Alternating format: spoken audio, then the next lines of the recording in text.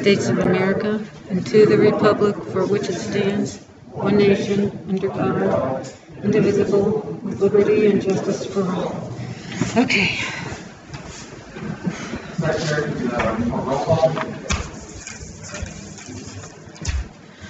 Okay, Commissioner Rivers, not here. Commissioner Way, here.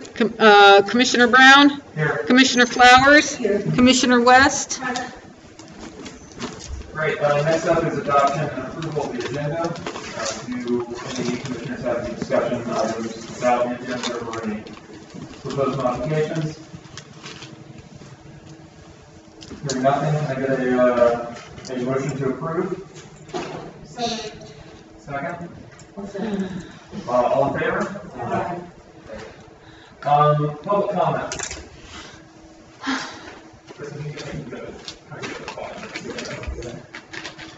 Any members of the public want to comment right now?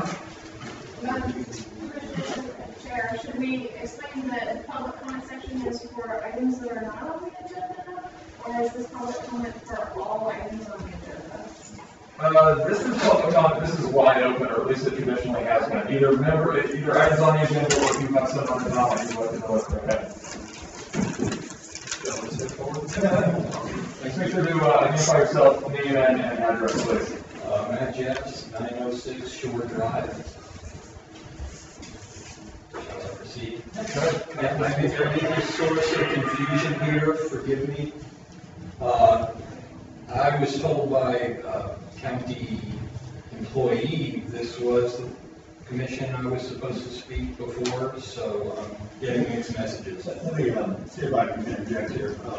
Matt and I grew up together, and I think we all got the email in terms of the votes. And when Matt said he was going to come here, I thought we could certainly hook him up with representative of the county. And I think is Sydney here? Sydney, yeah, she's here. That's Matt. That's something that would probably be taken up with her, but if you'd like to go ahead and elaborate, and then possibly Sydney can sit down with you and see what they can do to help the development there. That'd be very helpful, thank you. One thing, could you state that Tom Rivers has arrived? Oh, yes, just for the record, Commissioner Rivers has arrived. Oh, and Chris, can you make sure that? Okay. Go ahead. Yes, sorry. Thank you. I sent an email to several of you and a follow-up email, and some of you got it. Email addresses are no longer on your website, at least I couldn't find them the second time. But anyway, some of you did get it because I was able to go back to my sent folder. There's a lot going on in my neighborhood, Shore Drive on the water.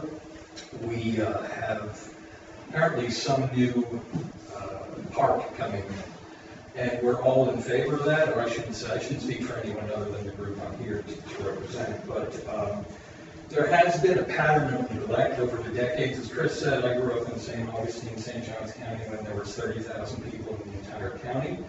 Now we're approaching an order of magnitude of that. So I've lived on Shore Drive since 1980, and we have this park there, Douglas Crane Park.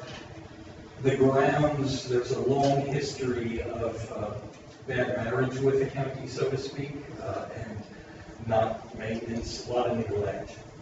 For instance, poorly maintained park is now a dirt path. It's also a dirt lot. It used to be grass and everything. These are all behind signages that say don't park there, but now there's a lot of parking. There's also liveaboard, loader dump, so the trash bins that are there for daily users, you'll find stuff from the liveaboards there, so pieces of their vessels that they're working on. There's also, they're using it as a 24-hour parking lot when it's only supposed to be for day users. Also, the daily boat users, there are signs that say no vehicles, and we get lots of vehicles parking across that. So there's been neglect for decades. We understand that. Now there's some waterway problems And that's why I'm here, because I really didn't know. I spoke to a county personnel person, they said the Port Commission, you need to go speak to the Port Commission. So that's why I'm here. Waterway problems, we have, vagrant voters have been issued mailboxes on Shore Drive with mail delivery. 916 and 923 Shore Drive have mailboxes, yet they're not property owners, they're not voters, they're not taxpayers. They claim St. Johns County officials told them they could have mailboxes. The ditch at Shore Drive in Terrapin, the south ditch, sorry, I can't tell you these things fogged up and green at the same time, so there we go. Smells of an open sewer. Because some of the vessels that are liveaboards, including the one that I sent you guys a link with all of this itemized, with all the photographic. We all got that too. We sent it to everybody. Thank you, and I appreciate that. Commissioner Flowers, I really do.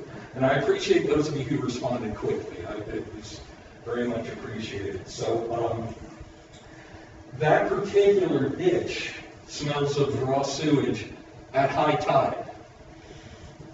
Pay attention to that high tide. It doesn't smell it at low tide. So we know incoming tide is bringing that smell. I sent you a picture of that so you could see it. Also, I sent you a little clip of a derelict vessel floating down Moultrie Creek. So the reason I'm here is we've been used to this neglect for decades. It's been a bad marriage for a long time. But now St. Johns County has erected signage within the past couple of months threatening legal action against property owners if we maintain the property opposite our house, which we've done for decades because the county has neglected it. So you see there's a couple of issues here, and that's why I wasn't sure which commission to speak in front of. One is a waterway issue, and the other is a property issue. So obviously there's maybe some that you can attend to here, and there's some that you can't, and I'll bring that up with the Board of County Commissioners. As far as threatening us for keeping the grass cut that they haven't been keeping cut for decades. And I'm out of time.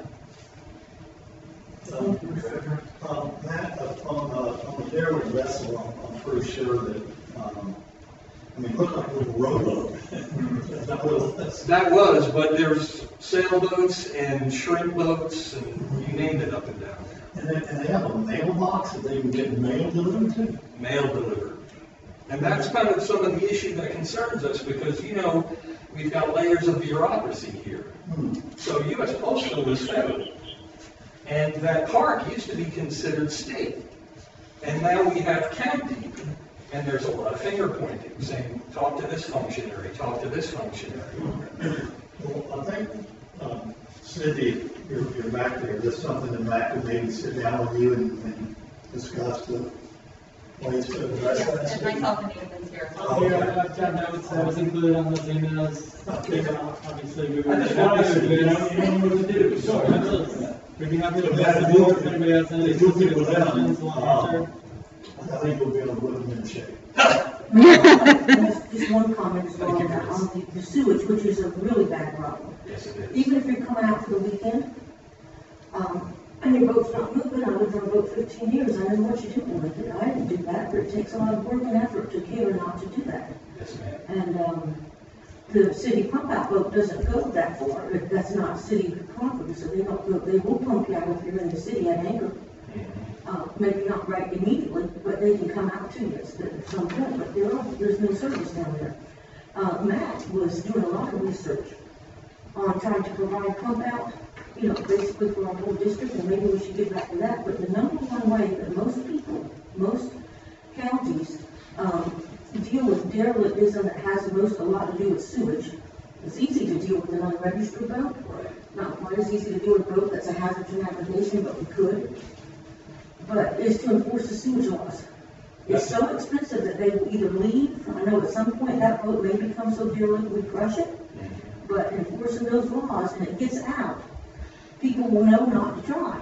Right. Don't bother because it'll be on white on rice. So that would be a real thing that I think the court is already looking into and maybe discussing more with Matt. Well, you know, we have green monsters in the river and red tide in We the don't coastal want any of that. all the time now. Not one bucket. Yeah. But that's one way that we could really, very quickly, I know already there's already been some abandoned boats simply because the sewage laws have been enforced and those tickets start at $500. Yeah, this was an article from the Record that Travis Hudson, they're trying to pass a bill to get us on the same level as like Michigan and some of these other states where you can't poop in the water. No. But we've got boats that have sat in the same spot for, the one right in front of my house for over a year. He's a nice guy, I got nothing against him. But you gotta manage your sewage. You can't take your RV out and do that, can you? Well, I hope not. It's going over the side and we smell it in our ditches at high tide. That's why I thought I should recommend it. I think anybody that's a little board, that's outside of the mooring fields where it's being tended to regularly, should be identified so we can make certain that we just go back over and over again. At least we know people are being pumped out. Yeah. And you know that they're not. And then accumulates in your ditch. I've seen it. Yeah, But we could, I think we could do something, perhaps we could discuss, well, the sheriff deputy will be up soon. And hopefully it was fine. I appreciate your time. Thank you very much. Appreciate you. Any other public comment?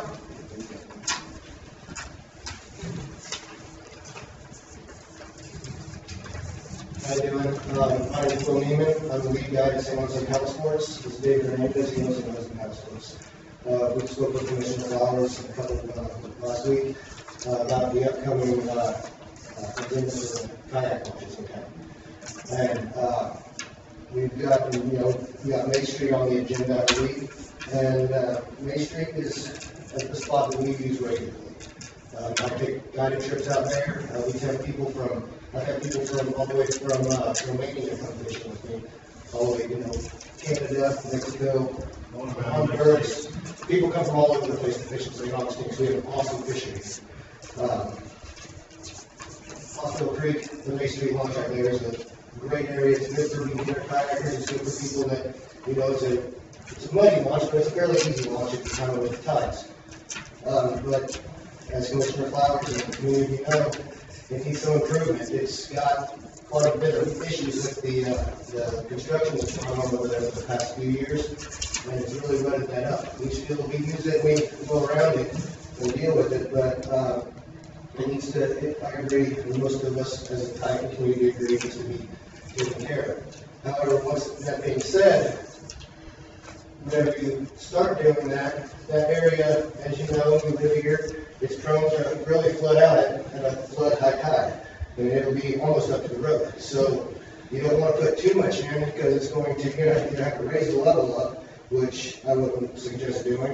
You're going to have to put seal on and all that. That's on that board. So, but all we really need is a parking lot that is, just asphalt millings or sand. Commissioner Flowers has up in the agenda compressed sand and. It was like a shell that bonds together. A shell, yeah. And that would be great. That's all we really need. An example of a kayak launch that is a good job that the county did is Nocatee. Nocatee did that launch up there is, aside from the location of it, it's on a bend on a high traffic area on the river. It's kind of a gauntlet going across there on a weekend or on a holiday. But besides that, the facilities, the way it's set up, that's all we need. We got direct water access and a place to park, and have bathrooms and a place that we can, have groups. David Hernandez has a 501c non-for-profit where we take veterans out kayak fishing. We took 18 out Sunday? Yeah, last Monday we took 18 kayakers out. They're from the Wounded Warrior Project. All over the state, they come here. We take them out. We had to use Sanitation State Park because it's still kind of muddy, but that's a pretty good launch for everybody to use. Most times we go west to the springs, out of our county, because they have better facilities that handle vets with issues and there's bathrooms and just better for us to take them there, but we'd rather bring them here to St. Augustine where we live, than we're taking that money somewhere else. We have monthly outings, and they vary in size. Sometimes we've had, 5 people, and we've had groups of, 30, 40 people. And, we want to support our county. We need to have facilities that can support, handicapped veterans and, handicap anybody, not just veterans. Women need, facilities to use the restrooms. Guys can just, we're lucky we can pretty much go wherever we are standing. But women need facilities, and we need facilities for the vets. Most of the areas around, I fish all over the state, and most of the other launches and boat ramps that I've been to are way nicer than St. Johns County ramps. I mean, we pretty much have the lowest ramps that I've fished in the county. How many parking spots do you think would be appropriate for May Street? May Street, we need trailer parking. It's a tight area, so what you would have to do, in my vision of it, you would need to have parking in the center for cars without trailers, have a one-way loop, and then have it back where you can launch one at a time down the creek. And that would be a hand launch only. You can make your loop, and then you have parking around the outside for trailers. However many you can, 2 on each side, or 3 and 2, or however many you can fit in there. Have trailer parking on the outside, loop around the inside, and then parking down the center. And that would be a pretty good flow. And depending on how much space, because you're gonna have to clear out some, raise it up and out, make it a little bit better. Do a little bit of work in there, but I think you could probably get probably 6 or 8 cars in the center, and 4 or 5 trailers with trucks and trailers around the outside, and so we make 12, 13. And that, that's without taking any measurements or anything, but I pull a trailer sometimes, and several other guys in here pull trailers whenever they launch, and we need to make sure that there's a designated path that we can take and not be blocked in, and we can get in and out. And how many kayaks is your trailer hold? Well, we launched 18 kayaks the other day, so we have multiple trailers. Most of the time I have a 4 kayak trailer, most of my charters stay under 4. So this isn't a single axle? They're single axle trailers. Okay. Yeah, they're single axle trailers. I think the one is 16, I think they're both about 16 foot. Yeah, it's a single axle. So you could say have a trailer restriction in there of under 20-foot trailer or something. Hand launch only under 20-foot trailer. Some trailers are longer. Some guys have 14, 17-foot kayaks, so we don't want to restrict them. But There's so many other places in town also that you can give us access so we can stay away from boaters. Today I was on the boat ramp. There was a group of 15 going out, not from out, but I watched them, and you could see the boaters getting frustrated because we have to hand launch. There's 15 boats, so you got to help each other. They're all trying to get in, and you can see the boaters getting angry because we're taking up the space. If you had a place over at Main Street, you wouldn't be able to go on at all. Yeah, exactly. That's why I thought launching Main Street to fish the water for that reason. But I just touched through the mud, and put it in four-wheel drive and just deal with it like I have. I had a nurse, one of my customers come in today. He went out the other day out of Milano, and a boater purposely waked him and knocked him into the water, and he lost a lot of his gear and stuff, so he couldn't make it today, but he wanted me to mention that. Those are the things that we deal with competing with the boaters. They resent us there. There's so many spots here in this town where you can give us access that wouldn't cost that much, and we stay out of the way and we can stay. And there's a lot of accesses. Douglas Crane Park, like this gentleman was talking about. Right next to Douglas Crane Boat Ramp, there's a little cut through. People have been driving, parking, kind of fishing off the side right there. There's 3 points that you can launch a kayak in. And that could be a designated kayak launch for Douglas Crane, and it might, still have issues with the parking like he was talking about, because there is many issues with the parking there. But that would clear the kayakers off the boat ramp, and they'd still be able to use that launch that they've been, but we're going to put you right here because you're out of the way over here, and you're not going to be interfering with people coming and going. Sir, the original ramp is actually at the corner of Dory and Shore. Back in the woods there, the guys who poured Holman Harkins poured that ramp about 50, 60 years ago. I can show it. That would be another great launch spot. I don't even know where that's at. That would be a perfect spot. Absolutely. So we have those Mississippi Pride or other survivors. Homewall Park is another one. Yes. Before Matthew, it had a kayak launch. Yeah. And whenever Matthew came through, it took that out, and they just put a blockade up, and the pylons are still there. Everything's still there. All it needs is a gangplank and a floating dock down there. Everything's still there. And that would give us access to waters we don't have access to right now. That's because you're supposed to kayak on football fields. Yeah, Thank that's, you.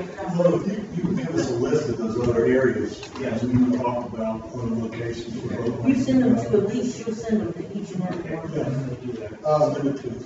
and another thing about the Main Street area is, whenever the snapper season and holiday weekends and long boat ramp overflows, it overflows down to Main Street, down into that little area. If they have four-wheel drive and they feel like roughing the conditions. If it's really a nice area, that's going to be an issue that you're going to have to think about in the future, is how you're going to have to keep these guys with their 30-foot trailers and their big rigs that launch at Milano and their overflow to keep them parking there, because they'll take up, you'll have 4 of those guys in there. And if there's nobody, yeah, they already do it, so, and to make it nice, they're definitely going to do it. And so there's going to have, they don't care, they launch at 6 o'clock in the morning, there's nobody there. You know, another concern, probably our biggest number one concern about any kind of park going in or improvements is having restrictions on that. You know, the boat ramps are open 24 hours a day for the most part. We've lost, since COVID, we've lost two launches at night. One being Guana Lake, which I know you guys don't manage that, but that was a spot we lost, and then Summer Hayden down at Rattlesnake Island. They put a gate up there for, traditionally that was dawn to dusk except for fishermen. There was a sign up for years and years and years, and that's how that was. And March 29, 2 days after COVID hit, they put a gate up there. Now it's dawn to dusk, whether you're not fishing or not. That is an excellent spot for gigging. It's an excellent spot for night fishing. You've taken away a lot of us recreational anglers access to a lot of waters, not you guys, but somebody has taken it away. And you just don't want that to happen at Main Street. You know, if it starts going into it, I like to launch before dawn, and I like to get off the water after dark. You know, and if it starts going to where it's getting, it's got gates and hours and stuff, you're going to really turn off the kayak community.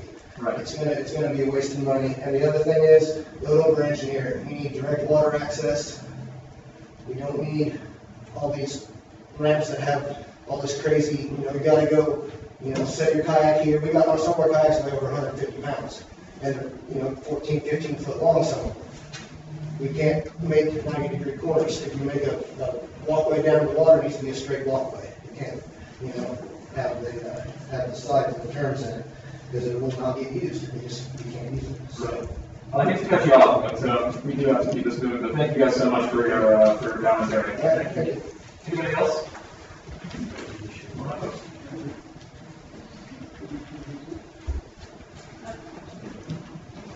How are you doing?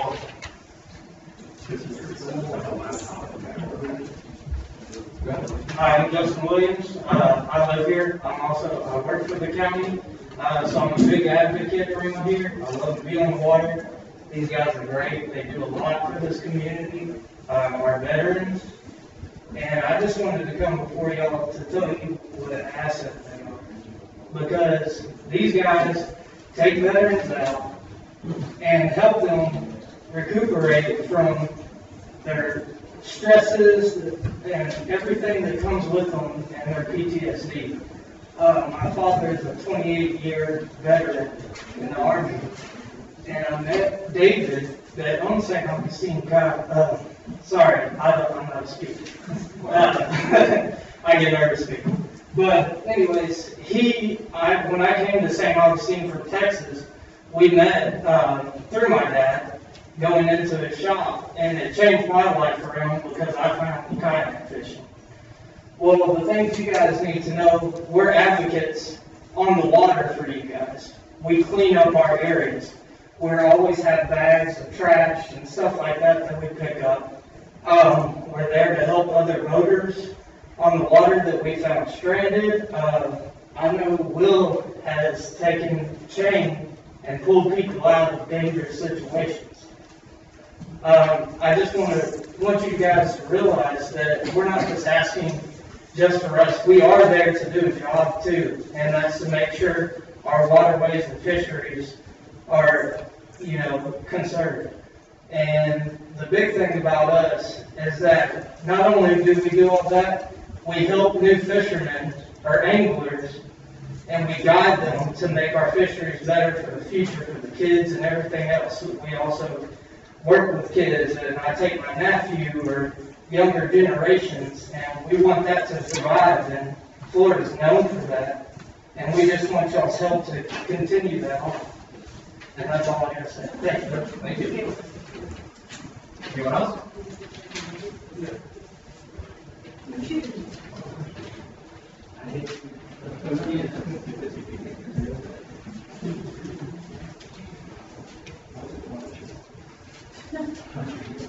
Hi, I'm Bill Huffman. I'm probably most affiliated with SAPS and some of the kayakers back here, a little north. My need on the kayak ramp, I think I addressed something to you, is that I've got two very, very heavy kayaks. I kind of inherited them. They're 150 pounds apiece. They're on a trailer. I can't lift them anymore. I have a lot of bicep when I try to do it. I personally can't use a hand launch. I've tried it already. I've got to have a trailer access. I don't know, as well, you were saying, I don't need anything fancy, just need it flat. And I can drive my sedan with a clutch. I can back it up. I got mirrors and everything else. Just need something flat that's not, 6-inch wooded. And I'll get my kayak in there. Don't need anything fancy. That's it. I can help you guys design it, or whatever. Offer my 2 cents, more than 2 cents. I got construction background, heavy industrial out of the wazoo. It's at your disposal. That's it. And what was your name and address again? Bill Huffman, 536 Carroll Court, St. John's. Thank you. We need this sort of facility desperately here on that Main Street. I looked at it. That's a dog. I mean, anything you do there is an improvement. And I'm happy to work with Will, with SAPS, with anybody, with any engineers or consultants you might have in order to keep it flat, keep it easy access, keep it secure, so that anybody can use it. In essence, I guess what I'm saying is, if you can accommodate somebody like me that needs a trailer, that has to leave one of the trailers there as I go off on myself. Okay, I can't just take one trailer on one boat on my I can't put one of those Hobies on my trailer or torque the thing off the hitch. So I've got to leave it there. So security there for me is somewhat of a concern. If I can chain it up and tie it up with 5 different cables, which I do, on the same token, you can accommodate me, you can accommodate everybody, and make this kind of a showplace for anything else you build in the future, or St. Johns County wants to use as a model for it. Okay? A, B, C, do that sort of stuff. Thank you, appreciate it. Thank you. I'd like to say something. May I? State your name and your address. My name is Kathy Furtado, 203 Covino Ave. I live in North St. Augustine, and I've been associated with this group fishing. My dad's a veteran and was a veteran, and this past year, COVID hit us all, basically. And that's the only thing I know I could do is kayak. I have 3 kayaks, a trailer, and the last kayak took me 2 months to order. I ordered it in June, I got it in August. There's so many people out here that are buying kayaks because they know it's a big to-do, and I support what these guys are doing. And I've been on their Veterans Fishing Day. I didn't catch any fish, but St. Augustine needs something. I've gone all over the state of Florida kayaking, and they have much more better ramps, handicap assist, and that's what I need. And I just needed to say what I need to say. Thank you. Thank you. Who's next? You can come. All right, hello, my name is John Mooney, and I'm a resident of Duval County, Florida, and I really am excited to be here. This is my first time down here in St. Johns County, and unbelievable, awesome turnout.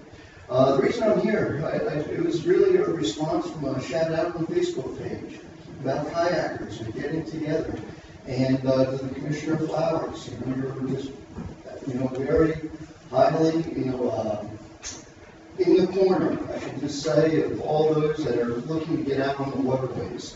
Let me just say that, I realize that this is the port, and as opposed, I guess, to the city commission. And so where I'm going with it is, I was looking at some of your past meetings, and, in Duval County, actually 12 other counties, there's 5, that's the Florida Inland Navigation District. So every year there's money that comes to the various counties that are part of FIND, for various projects. And the kayak launches is one of those that meets the criteria for FIND dollars, which is our ad valorem property tax money. So anyway, in Duval County, and I believe with Main Street, which again, I'm a little bit, just trying to catch up within your district or where your focus is. But where I'm going with it, up in Jacksonville, in Duval County, we have the ADA kayak launches, and actually, I do have 5 handouts, which I'd like to have made part of the permit record, because one thing is, when you go on your site, you put the stuff in there, which is awesome. So, anyway, where I'm going with it is, the ADA, now I see on the board, you got some guy, that does boat lifts and stuff like that. So anyway, where I'm going with it too, is there's a real opportunity for a collaborative effort to put, and again, I'm not familiar with this bridge, Main Street, maybe downtown. Main Street. Okay, but you know what, you could have, St. Augustine, nation's oldest city, well, you could have that location, St. Augustine, the nation's best kayak launch.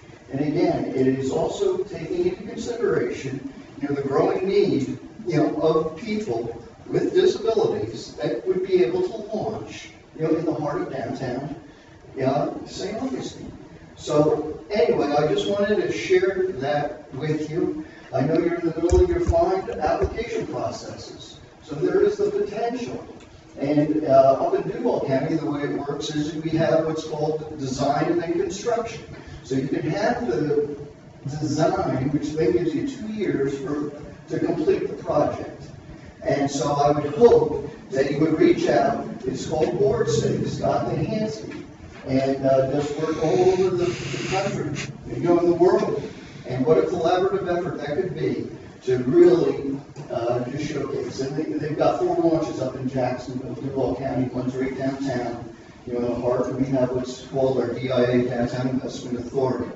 So anyway, I just wanted to take this opportunity. The guys, on the Facebook page, they're awesome, and they're just doing a lot. And the more access you can provide, to the waterways, the better for everyone. So thank you for, allowing public comment. Thanks for coming. Okay, thank you. Even if Main Street is too small for something like that collaborative effort, some of our other spots maybe have space to do. Anyone else?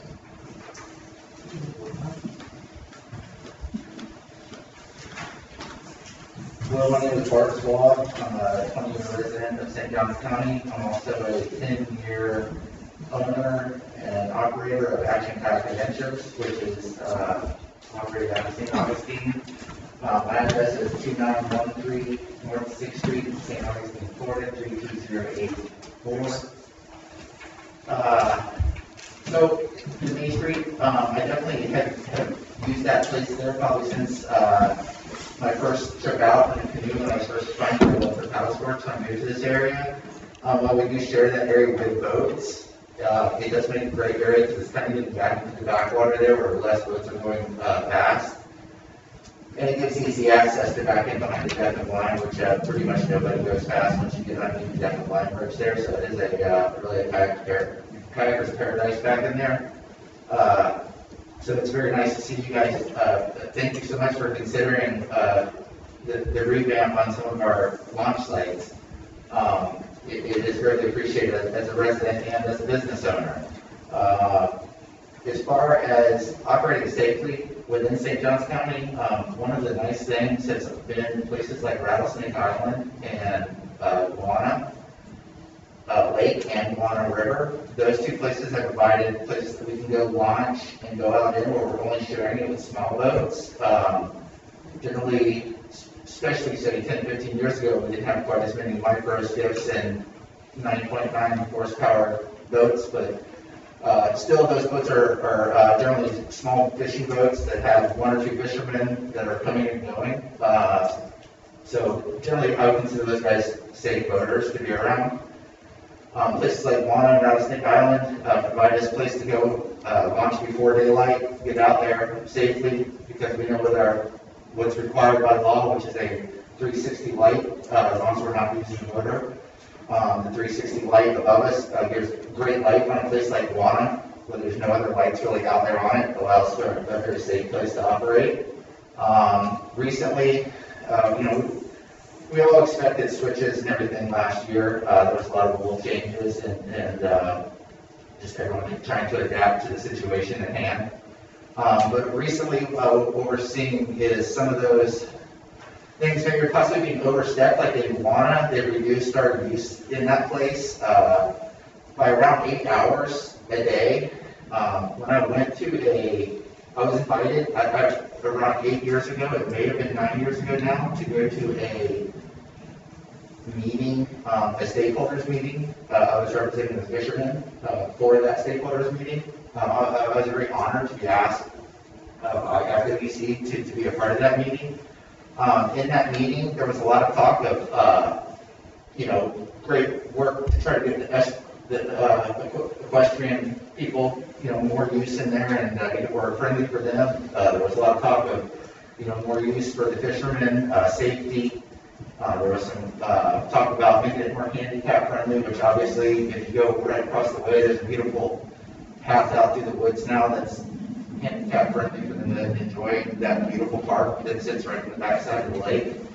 But the issue that really, I guess, sorry to take so much time to kind of round to it, but to have that safe place to go in the evening and really not have to rush out. It used to be, when I moved to St. Augustine 20 years ago, it was 24 hours a day. I understand that they had issues in the middle of the night, which we can imagine, that made it to where they closed it at 11 and opened it at 4 a.m. That's stood the test of time for almost 20 years now, 15 years, I believe. Shrimpers, the gentlemen and the men and women that go out there in the evening with their cast nets, it's basically like a religion for those guys. They're out there setting up their camp and their generators and their lights. For kayakers, we laugh at them. We're kayaking in from paddling all day, and we're not going to spend all night filming cast net. But by limiting that place in the afternoon, that from sunset till dark or till 11, that really in that time right there, we're just really cutting that. The whole thing that we've never mentioned in the stakeholders meeting was limiting the use. And by cutting those hours down, we have definitely, we've limited use not just for the shrimp people, you have the recreational kayakers. I have a 15-year-old daughter. She's grown up going out on that lake in the evening after I get off work all day long. Not my kayak job, but my construction job that pays the bills. All right, thank you for your comments. Just to clarify, Guana Lake is out of our jurisdictional boundaries, but I would strongly suggest that you contact the Department of Environmental Protection. They have oversight over the operations of the GTM, and perhaps you might be able to make some.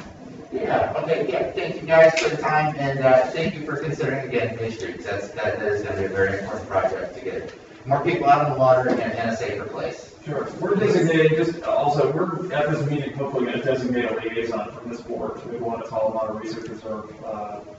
Their next meeting is tomorrow. So You're freaking me out by looking at me. One of us will raise that issue with them too. Thank you. Anybody else? Okay, we're done. Hi, I'm Dylan Jackson, I'm 404 Redwood Lane, and I'm here to represent Beaches Go Green. We were here at the last meeting and submitted a proposal for a grant for you guys, and I believe there was a fresh copy sent out. There's a fresh one from Mr. Benjamin. Like what else? Okay, well, I'll just touch on some of what Anne Marie spoke to you about Beaches Go Green last time briefly and her accomplishments with it, where they've come. But we were looking to be able to kind of more broadly explain what the grant would be used for. So that's what, and I can forward it to you guys, but I have the new draft here. So just to clarify what we wanted it for and what we plan to use it for was for the youth ed programs that Beaches Go Green has started with the St. Johns County School District. That's the clubs, the programs, and the events that they do with that. They're a big part of the beach cleanups. As we all know, the schools come out in droves for that stuff. So also we had put $500 specifically from the grant towards some extra supplies, but $4,000 was going to be for the community education and awareness. So part of that's for the cleanups. Also, as I touched on last time, we have a Movies That Matter series starting with the amphitheater, and they're backing us also. The Friends of the Amp has given a grant for that as well for the St. John's Film Society. And so we have a 4-part movie series coming out that will be open to the public, and we'll have different booths from the different organizations in town, lots of education. And also the sports program that we started with the St. Johns County School District. We've been providing reusable water bottles with their school logo and the Beaches Go Green logos on them. And they're supposed to reuse those instead of bringing their plastic water bottles to the games and events. Cigarette butt litter prevention program, which is the program we're in right now with TerraCycle. I personally spearheaded the one here in St. Johns County with Dylan Romero to get all the ash cans out. We put about 60 out in the beach area, and still doing more of that. We'd like to work on some education for food trucks and restaurants on their waste, and the single-use plastic pollution in our waterways, which clearly is a big problem. Actually, we were even just at a park recently here in town, and the lakes in the park were just littered. It was so gross. So we're going to do a cleanup there as well. We do public service announcements, and we'd like to put $500 in reserve contingency. And just to make sure you guys are aware, all funds provided by the Port Authority of Beaches Go Green will be used exclusively within your jurisdictional boundaries, and there will be reports and allocations for everything was used. So thank you for your consideration. Thank you. Any other comment? Close public comment? I can just follow up one more time.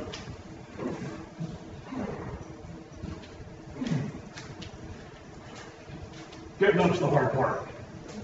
Just to sum up, before everybody hits the head on it, that particular facility or dirt road could truly be made into a showplace and as a model for future endeavors. I think we've all heard from everyone just how underserved St. Johns County is with all the kayak facilities or the lack of kayak facilities. Here's your opportunity to make a showplace and a model and show St. Johns County how it's done. Doesn't need to be gold-plated, but it can be a series of tiers, shall we say, ABC, as I mentioned, that you can build on this for the future. So in essence, you've got a dump on a road. Let's see if we can make it into a showplace that everyone can use it, with access, if not 24 hours, a hell of a lot more than sunset to sunrise to sunset as we have now. Use it as a model for the future, and I'd simply request that you guys do your duty, do the best. Let's make this something special. Thank you. Thank you. Yeah. Okay, there being no more public comment, we're on to government representative comments.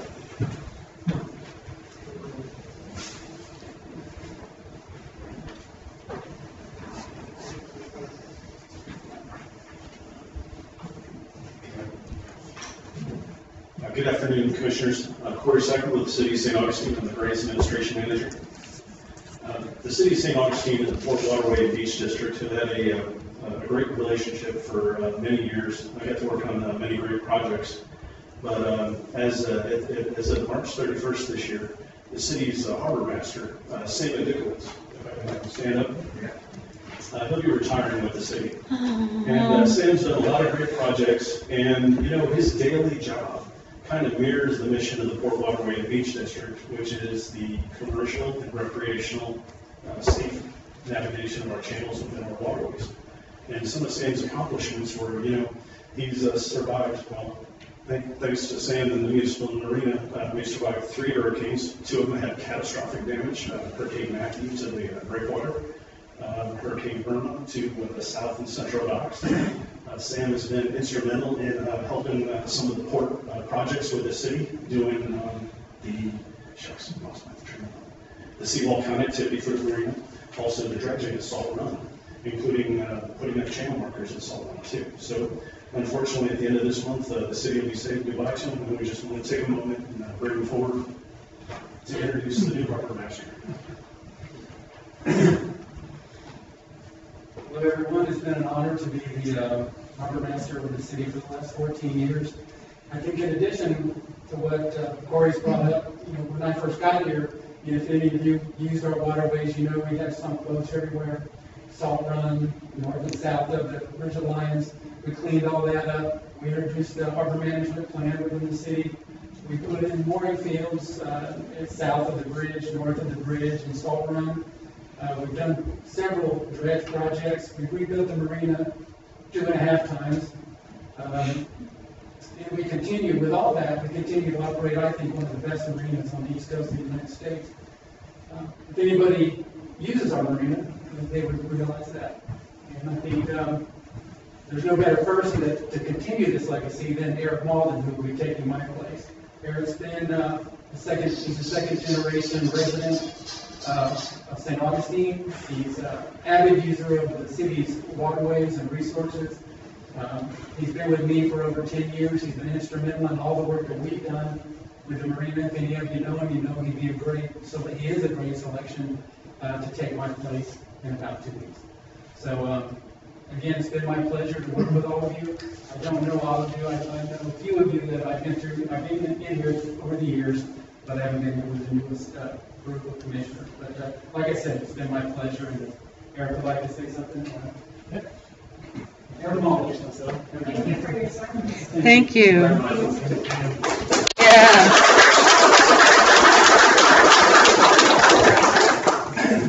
Hi everyone, commissioners. Eric Malden. I've worked with the municipal marina Sam for 10 plus years. Sandiest and me from day one, first day there. And throughout the years, I've worked countless projects with Sam with the rebuilding of all the hurricanes and the docks and the upkeep of the mooring field and just keeping the waterways clean and pristine and available for all the boaters that we get throughout the transient seasons. And like you said, I've grown up here in St. Augustine, actually right down the road on 11th Street there, and every weekend out on the water when I'm not at work. So great grasp of what the needs are from all the boaters, not only from the marina standpoint, but from the recreational needs as well. So look forward to helping you guys with anything that is involved with the city of Atlanta. Yes. Is that good or bad, Yeah, he is. He still lives right over on the desk right there. Thanks for coming, everyone. Thank you, Sam. I've got one more thing to add. I know we talked briefly about pump outs and boats down in the Green Park within the city with our pump out boat and what we do with the city and all. Any of those boats that are in the south, if they can operate, they could come to the marina and pump them out for free. But in the last 10 or 11 years, we pumped over 400,000 gallons of sewage that would have otherwise been in the water. So if we can continue that, I think that's definitely a good benefit to the city. Educating them that's even available. Some of them might not even know that it's a free charge up to the dock. That's a lot of sewage. Yes, that's a lot. It is a lot. And Sam, thank you for your service. You really took us from the Wild West to civilization. The city also has one other item. Sam mentioned a little bit of the derelict vessels. So late last month, in the middle of the night actually, in the San Sebastian River, there was a large piece of a floating concrete dock that got loose. One of the local marinas actually secured it to their dock. They call it CETO. And we got CETO out there to secure it. The CETO went ahead and took it to the Marine Center, and they started to dispose of it already. And at this time, we'd like to come to the commission with a request for $2,580 for the removal of that floating concrete dock. I don't know where it came from. there's no markings on it or anything, unfortunately. How big is this? Is this somebody's? It was, this says length 20 feet, but I have emails showing that it was up to 45 feet long. I've been out there last year, and anchors are awful, they've been in their neighbors, they float just below the water, or just, or, Jerry likes to drive past in the boat, it would be terrible. It's a funny story, and if I could go into it a little bit, a few years ago, as a matter of fact, there was a section of concrete dock that, kind of threatened the fireworks on Matanzas there, and Sam and his crew actually, they tied it up and they secured it just in time so that we wouldn't have any problems for, with all the vessels that come in for the holiday weekend that time of year in St. Augustine. Yeah. When people get new docks, it's so expensive to dispose of the old ones, and it seems to me that our stakeholders sometimes, and these are our own taxpayers doing this to us. They just let loose of them. If it happened by accident, you could look at it. I'd love to see the names on it so we tie it back up to their dock, We've got them, we've got pieces in Douglas Crane Park there washed up.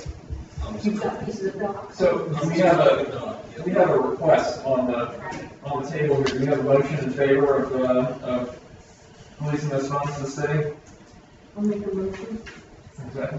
All in favor? Aye. Yes, sir. Didn't nobody have money in the budget for derelict boats? Yeah. Yeah. And we just take it out of that. Yeah, this will come out of our derelict line item, right? Yes. I had a friend out in Matthews, big section floating dock washed up in his house. And he built a bracket, put an outboard on it, really top. And he punched around anytime wherever he goes, he's got a dock. Thank you very much, Commissioner. Thank you very much. Sorry, What? was there a no? I heard 5 ayes. Nobody voted no, right? No. We're good. Great, thank you. Government representative comments ongoing. Who else has something to say? Good afternoon, Commissioners. Nathan Iverson, Johnson County Parks and Recreation, Natural Resources Superintendent. I've got a few items for you guys today, some updates on some park improvements that we're working on right now. So, starting off, as kind of what was mentioned before, fine grants are due at the end of this month. So, we are putting in for 3 fine grants this year. The Douglas Crane boat ramp improvements fine grant, the Palm Valley West construction, and the Palm Valley East construction. So, obviously, those last 2 not being within the district. Additionally, as I kind of brought up last month, the Butler East Park renovations is currently underway. They are pouring sidewalk and ADA compliance safety spaces this week. Our staff will be in there next week doing all the landscape, the wheel stops, and the appropriate signage. So we hope to have that open in the next couple of weeks. The Volano Nourishment Project, the beach sand placement project, is starting back up next week. The contractor is remobilizing, so that encompasses all of the plantings. I kind of briefed you guys on that last week as well. So it's the plantings, the finishing of the posted rope for all of the public dock access points, and then the new rebuilding signage. So that is expected to go into early April. This past weekend, as you're all really aware, was a very busy weekend for us on the beaches and in our parks. Saturday we did over 15,000 in tolls, and on Sunday we did about 16,000 in tolls, which is our beach revenue for on-beach driving. As you guys know, it started spring break, we had TPC, and the conclusion of Bike Week all going on in this kind of perfect storm on the weekend, and obviously the weather was really nice as well. Starting yesterday, the Spyglass, if you guys are familiar with that, it's a park on the beach side, almost down by the Fort Matanzas area. That park was closed yesterday for a walkover replacement project that started yesterday, roughly a 3-week time frame on that one. That's the boat ramp there? No, that is a beach access point. Right down the bridge, right. Got it. And those are the updates that I have for you. Any questions? Thank you.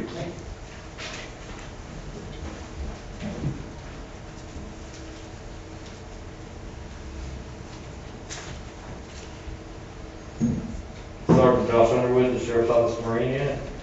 I don't have anything additional today, other than I can answer some of those questions that were brought up earlier in the meeting by public comment. No, sure.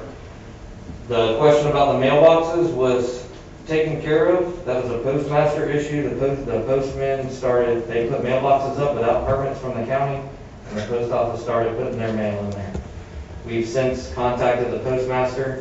The mail has been stopped, and the mailboxes have been removed, actually by my staff and the county staff. Voters put the mailboxes up? Correct.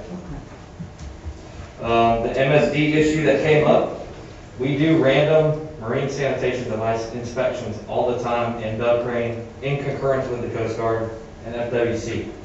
Those boaters down there know the loophole. Those boats are required to have a marine sanitation device, a Type 3, which is a composting device.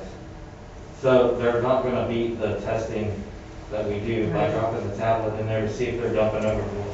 So as long as they have that composting device on board, that's all the requirement the Coast Guard requires. And they're dumping it. They are. Right. They could be dumping it, but we are not seeing them dump it, and that meets the Coast Guard requirement based on the federal law. I tied at Shore Drive Well, and if they're not dumping it, it would smell very much like dirt in the boat. I mean, like soil. Right. We have a couple derelicts that the sheriff's office is working. We have a new derelict at Green Road that showed up that we're working. It's right across from the Green Road boat ramp. There's another derelict that showed up at Moultrie Creek Oh, yeah, I saw that. that FWC's working, and there's a houseboat that we're still working in Moultrie Creek. As you guys know, the derelict process, meeting the state of Florida requirements, is not a short process. Once we find it derelict, they have to be given a letter notifying them the vessel's derelict. They have to attempt to correct the issue. They're given a time frame. If the issue isn't corrected, basically they can request a hearing from us or FWC to combat that charge. Once that time frame is expelled, then the vessel has to be posted for 21 days. Once that time frame is expelled and they haven't done it, it has to go through the court process. So the boat can't be removed from the waterways until it goes completion of the court process, which, as you guys know, takes a long time. As you know, with the website we got designed for you guys the last meeting, those new boats are going on there, so you'll see the progress as they're tracked. And when they're ready for removal, the ones that are in the port district will get the quarry to be removed. The shrimp boat that was brought up at Dub Crane, that boat has completed an at-risk. It does run. It does not meet derelict status by state statute. He was able to perform an at-risk test, move the vessel at the vessel's own maneuvering speed, and it does not meet state requirement to be considered derelict. Wow.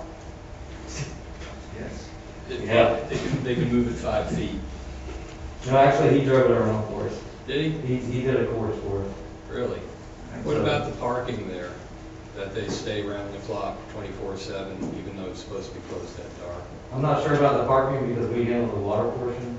I'll send you the email I sent them. It's Okay. full of all, it's got a link with all the downloadable photographs. Yeah, just let me know and I can forward it to the commander that's in charge of the Southeast District. That'd be And great. have the patrol guys go through that parking lot at night. Thank you. No problem. And that's all I have so far. All right. All right, no problem. Thank you. No problem.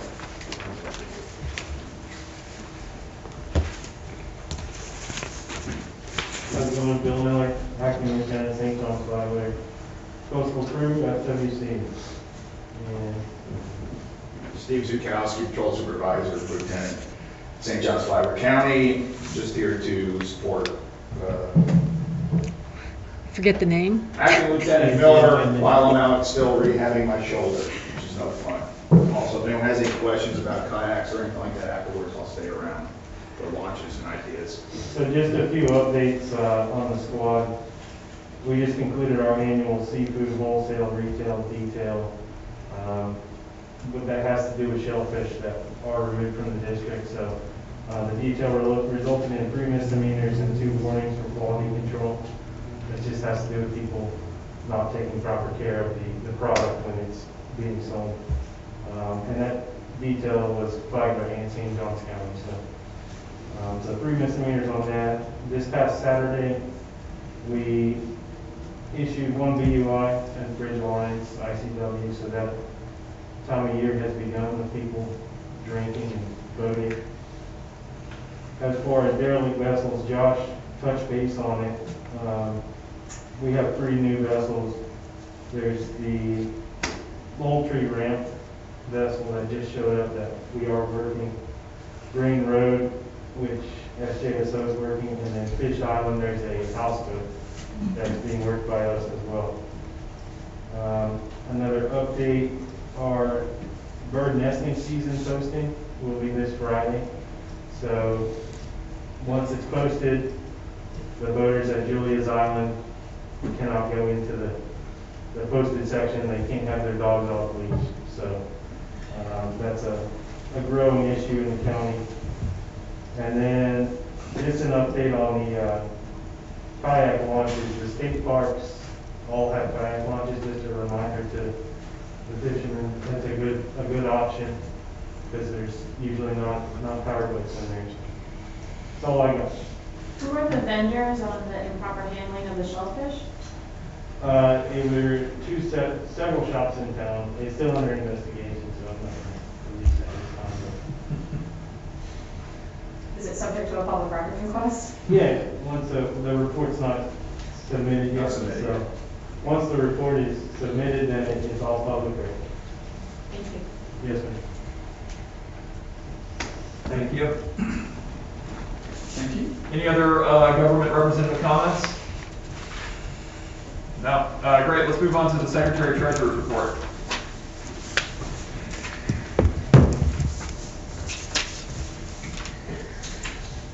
The city police law enforcement overtime, of the 8,000 committed, we spent 150. Of the sheriff's department, the county sheriff's department overtime, of the 25,000, we've spent 5610. Derelict boats, of the 25,000 committed, we've spent 4,305. The fire rescue, the communication upgrade. Now we did just pay 28,000 to the, that's the nav equipment. That's what we just paid, the navigation equipment to St. John's, City of St. Augustine, the fireboat nav equipment. And the St. John's County, the Diamondback boat, we've spent, that was not budgeted. We did spend 34,340, which was agreed by the port. In the Florida State Board of Administration, we have $23,150. In the in the operating account, we have $281,585, and in the money market account, we have $2,000,004. Of the taxes budgeted, we budgeted $583,400. We've received most of it, $535,554. So, and our fiscal year ends September, so we have a balance due to come in of $47,000, providing At least is this a typo in the budget? The St. John's County Fire Rescue comms upgrade. The county hasn't asked us for any money. It was the city. No, it was the city. Okay. The St. John's County Night Vision, we gave them 19,000. Right, that was the sheriff's office. I'm talking about the line item just above it, St. John's County Fire Rescue. St. John's County Fire Rescue has not asked us for St. John's County, St. John's, the city. City of St. Augustine. Hold on. Right. Okay, so under navigational repairs, we have 10. Below that, we have the City of St. Augustine fireboat, the nav equipment, which we gave 28,000. Right. Okay, under that, the Diamondback boat, which we gave 34,000. So, and then the dredge. So where am I messed up? So go up above navigation repairs. Above St. John's County Night Vision. I'm talking about St. John's County Fire Rescue comm upgrade. Oh, I have nothing spent and nothing in there. But I don't think they ever asked us for that. What I'm saying is I think that was supposed to be the City of St. Augustine Fire Rescue. They were the ones who came. I do, but it wasn't spent. The 30,000 was, unless that was the. Yeah, it's just a typo. Yeah, that's a typo. Okay. Yeah. Yeah. Well, more than, okay. Anybody else have anything? No? Great. Approval of minutes from the February 16th, 2021 meeting. Commissioners have any? I move approval. I'll second it. All in favor? Aye. Great. Moving on, no engineering report. Doesn't look like Taylor has a representative here today. So on to old business, salt run piling service contract criteria. We had previously discussed possibly partnering with the city to have them explore an ongoing service contract with someone who could take care of the salt run pilings when they inevitably get knocked down. We were all going to come back here and talk about potential criteria for that service contract, either one that was run by the city or one that we pursued ourselves, but nevertheless we need to figure out what's important. I think we're all in agreement that the main thing that's important is timing. That anybody who would be performing this would be able to perform it within 72 hours, 96 hours, I mean, within a couple of days for sure. But were there any other thoughts on criteria beyond timing and price, obviously? Well, I think the timing is just going to be a nexus with a local service provider. And I also am strongly in favor of the city handling the whole RFQ process, because I don't think we have the staff resources to do that. They're well equipped to handle that. I thought they made a good presentation, and I think they should be responsible for that duty. But those would be the top two criteria, in my opinion, would be timing and keeping the vendors local. But those kind of run the same. Right. Anybody else have any thoughts on that? My only thought would be that the only thing we actually really have ever done is take care of those, so that would be the last little bit of authority. I just don't see any need to give that authority to the city. It's not difficult. Some of the things that you're talking about there don't even necessarily have to be done, I don't believe, if we get somebody on contract. Here's the problem. To believe that anybody, whether they live locally or not, or is going to be able to do that in 72 hours is really a pipe dream. We had a very important marker for the sandbar that surrounds the mooring through Saddle Bridge, and we had the marker for that for a year, waiting for it to be installed, waiting for local. Folks don't have they don't keep their equipment here. One of the reasons I said that the Fort needs to own its own equipment so it stays in but I mean, that's just Mr. Wayne, would you chime in on that? I'd love your opinion on whether or not you think that the local folks would ever be able to get to that in 72 hours? Probably not. Well, how about this? How about we put in a sunset provision, give this a year or two to see how the city handles it, and if it's not living up to our expectations within that set time frame, have it sunset and we'll figure it out on our own. But let's just give this a shot because it seems an easier way to go right now. That would be my only suggestion to kind of address all of the commissioner's concerns. Well, one of the things too we ought to consider is if we do have a marine contractor that's prepared to do that, is that we determine what size piles are probably going to be necessary, and we purchase them, like from Southern Pine, that they'll agree to just hold them there until we need them. And then see what kind of time frame marine contractor can mobilize. But the reason for that is that otherwise they might not be able to get pilots on that. Okay, it's getting really crazy. I mean, some of the marine contractors I'm talking to now said that somebody's looking for a dock, said, see me in 2022 or 23. I mean, that's they're how that busy far they above. are. And so to expect them to pull off wherever they're at, could be Palm Coast, Jacksonville, to come drive one pole. Well, I don't think we'd ever get a marine contractor from Jacksonville that would touch it with a 10-foot pole. But there's enough contractors in town that I believe could do it in what you would consider a timely manner, a week, 10 days maybe. Right, and I think that's why we don't make price the top priority here. We're going to have to pay a premium if we want the timing to be expeditious.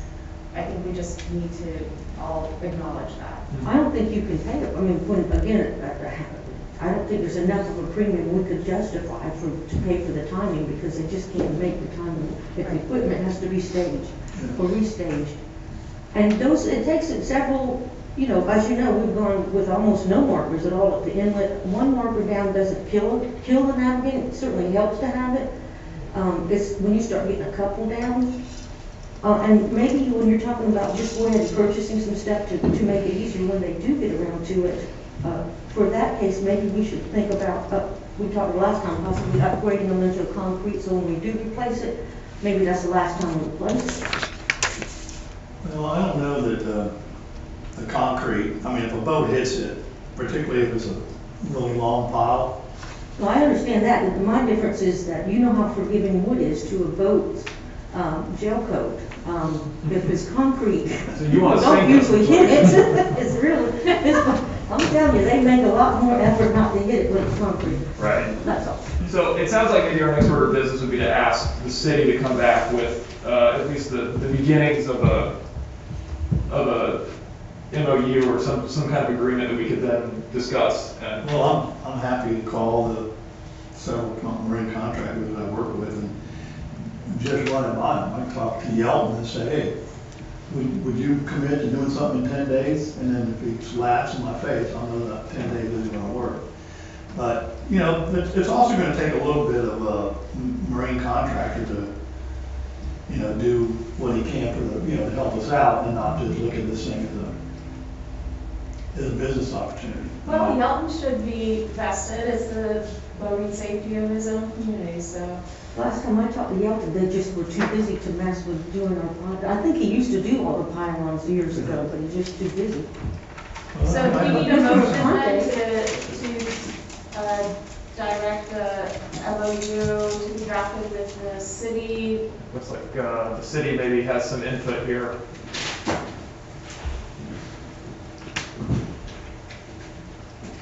Sorry. Corey, state your name. Corey Secker with the City of St. Augustine again. Yes, so the city would like to work with directly with the commissioner, with the chair, vice chair on one, drafting an interlocal agreement that would establish, what we would do, what the port would want from the city, and what the city would do and invoice the port. And once we have that in writing. In addition to that, we would like to, to work on an RFP or RFQ. We would like to, we need to know the standards and what the ports want to look for, the timeliness, the cost, what type of pylons, because, purchasing really isn't versed in, what the marine standards are, and it looks like there's a little bit of discussion amongst board members on what type of pylons to use and when to use them. So, we would like to work with the commissioner directly back and forth on developing both that interlocal agreement, executing that, and then executing the RFP, and we're more than happy to execute that agreement with a continuing services contract to have this work done, through the board. And we would just write the check. We would just write Exactly, yeah, the city would carry on that footwork because we always have that good symbiotic relationship between, a funder and a grantee and many other projects. This is, think of it like an extension of doing derelict vessels. So. All right, so we need a motion then, I believe, to request, Corey, that you take this back to the city and go ahead and draft that interlocal that we can then hash out. Okay. So do I have a motion on the floor? So moved to direct the city to have a draft an interlocal agreement with the top criteria for the Port Authority being timing of the salt run pilings with a sunset provision of 1 year. 1 year sounds reasonable. Yeah, but what the city is asking is the city's asking for what exactly, that's why we're asking to reach out to a commissioner, work with the city on developing what the port wants. You want our parameters, what we Yes, want, ma'am. okay. Yes, So we ma'am. could, if we all thought about it and made another meeting next month? Can I suggest we stop delaying it and just give you the authority to reach out to the commissioner or the chair or the vice chair to set that criteria? Yeah, then we'll have an up or down vote on that at the next meeting. And then we could have our parameters for you at the next meeting, the data that you need. That'd be great, then we can get working on it and, get it executed, and of course, at the same time, I would say that as we're working the interlocal agreement, we can start working on the RFP, so we don't delay. I see, so you just need exactly what we want you to do. Yes, So- ma'am. Okay. Yes, ma'am. So do we need to vote on that, or is that just a directive to the city? I think that's just a directive to the city. I don't think we need to vote on that, right? It depends on exactly what you're gonna have the city do. We're just having a draft in a local agreement. We're not committing to anything. We're not spending any money at this point. And they're reporting back, so. And they're reporting back, yeah. If the only thing is, you're asking the city to come up with a draft interlocal, no individual commissioner is going to be giving a thumbs up or a thumbs down. It will come back to the commission as a full. You won't have any sunshine issues with that. That is perfectly fine. To the gentleman's point, I can envision the city being a little bit curious about exactly what they're supposed to put in this interlocal agreement, because this is still a somewhat undefined animal. But if the request is just to get a document in front of the commission to start working from, there's nothing you need to vote on, because this commission is not acting. You're asking the city to come up with something. Hold on, I guess I might be miscommunicating. I'm looking for direction from the commission on what you want in the local agreement. Yes. That's what we're gonna get. Yes, sir. Okay. Sergeant Underwood, Sir? next time you're out on the boat, will you see what kind of water depths right there at the mouth of Salt Run when those are getting whacked? You know how deep it is? Yes, sir. It should be around 18 to 24 feet. 18 to 24 feet. Thank you. Thanks. Yes, sir. That's at number 1. Yeah. Thank you. Thank you. Thank you. That brings us to kayak launch vote, all commissioners.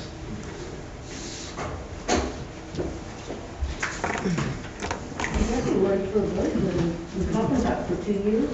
Yeah, I mean, what we're voting on right now, my understanding is to ask Taylor to tell us what could actually go in there, right? I mean, it's not as simple as just calling a paving company and having them drop shell down there, as has been described as the city. There's a permitting process with the city. There's probably a permitting process with state DOT. Even the open permit with the U.S. Army Corps of Engineers has a documentary requirement. You have to submit documents to the regional. You do. It's on page 4 or 5. I'm simply saying I don't think we need that permit. I was just bringing that permit for you guys to see. Okay, well, nevertheless, none of us know for sure what's actually required, and I guarantee a paving company doesn't either. So we need to talk to our engineering company to tell them, so that they can tell us exactly what's going to be involved. And we also need some, I think, a little more clarity on what this design is going to be. I mean, we've heard a lot of good ideas about what the design is. I'm trying to recap it. You're asking a lot of questions. I'm not getting a chance to answer it. Now, again, I've made a presentation on this over the last 2 years, at least 3 times, and I'll recap it very quickly.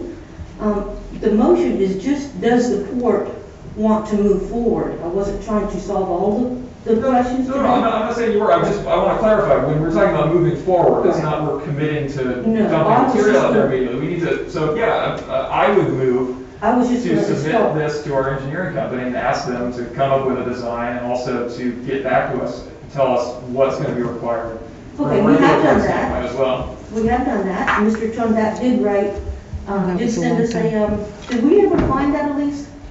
Mike Chundat, I asked for a record of his, he did a drawing for us. It was in my first presentation. I'd have to look in the records. He's not there. I have looked and looked for it. I cannot get anything from him, but. Well, he's not there anymore, I don't think. I know, but those records are still, Yeah, I'll have to look back and see if he. We have already had Taylor, Mike did it for us, and he wrote out, he drew out basically 12 parking places there, but I agree with this fellow. If you have it so you can circle around and back up, that would probably be greatly reduced, so that needs to be looked at again. But I was just asking for a motion, which would say the port would like to move forward on doing the boat ramp, and perhaps including in that motion a limit on how much you wanted to spend. We still have to go to the city. We have to go send a thing that goes through Public Works. That takes 2 weeks.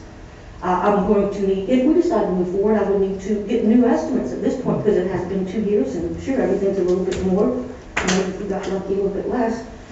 But my motion, so there's a lot more work to do on something that seems so simple, but my motion was, does the port want to move forward? And just very quickly, besides the money, FDOT would require 4 things. The driveway bid, which would have to be permitted and inspected by them.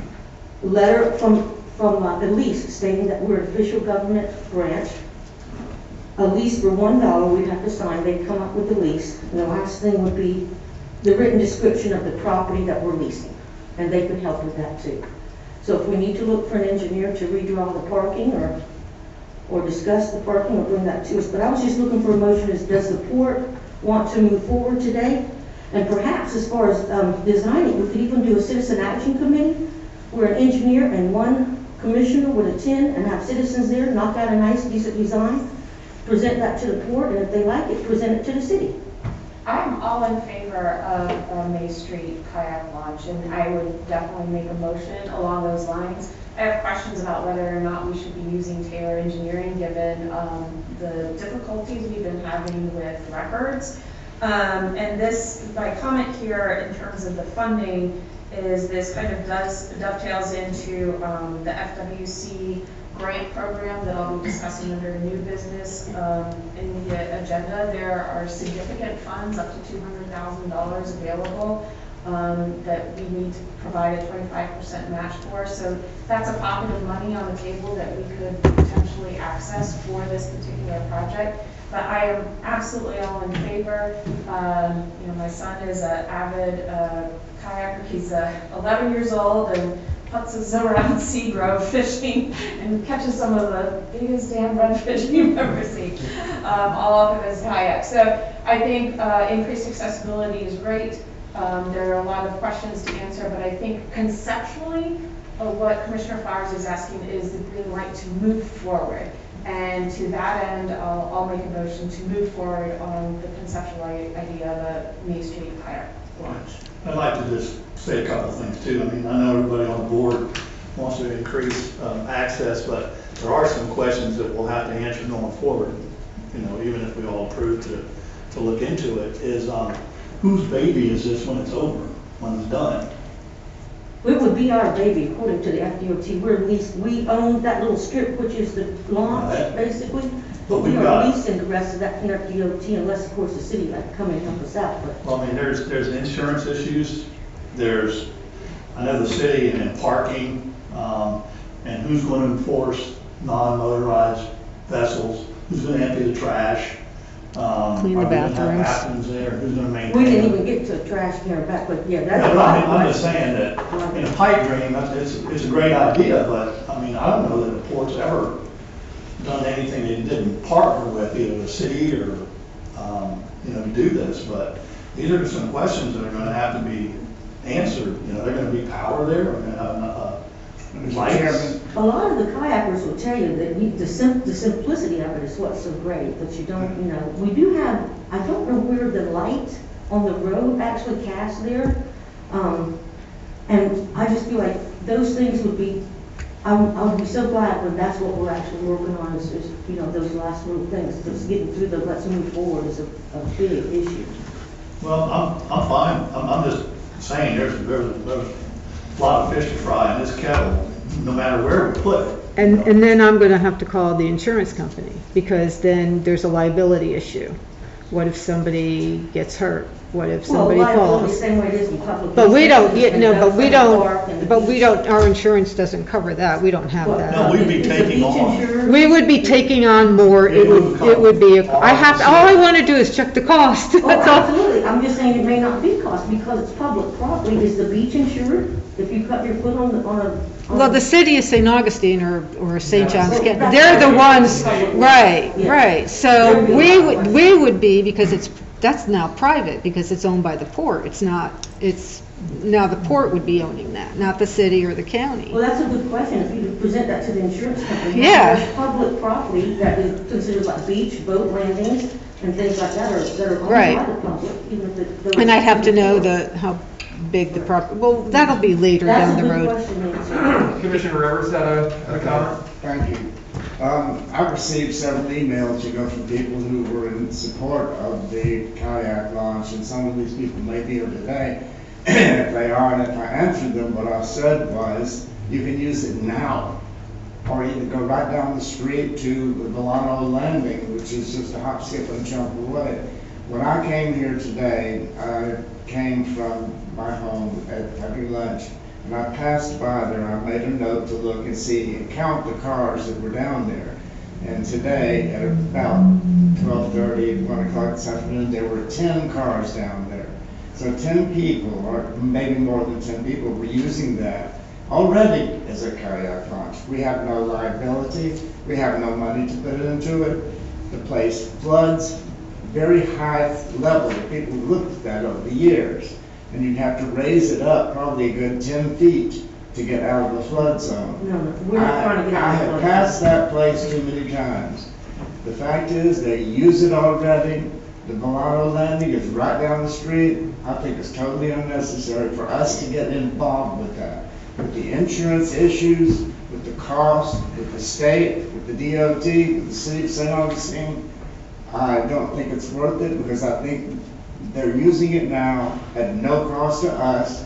Whether it's a liability of the city, I don't know, because it's city property, I believe, isn't it? No, we own the property and the FDOT owns the property. And so if we own the property right now, the launch part of it, and we're already liable for it, what difference it's not gonna make? We're not owning any new property, we already own the property. We're not liable for it.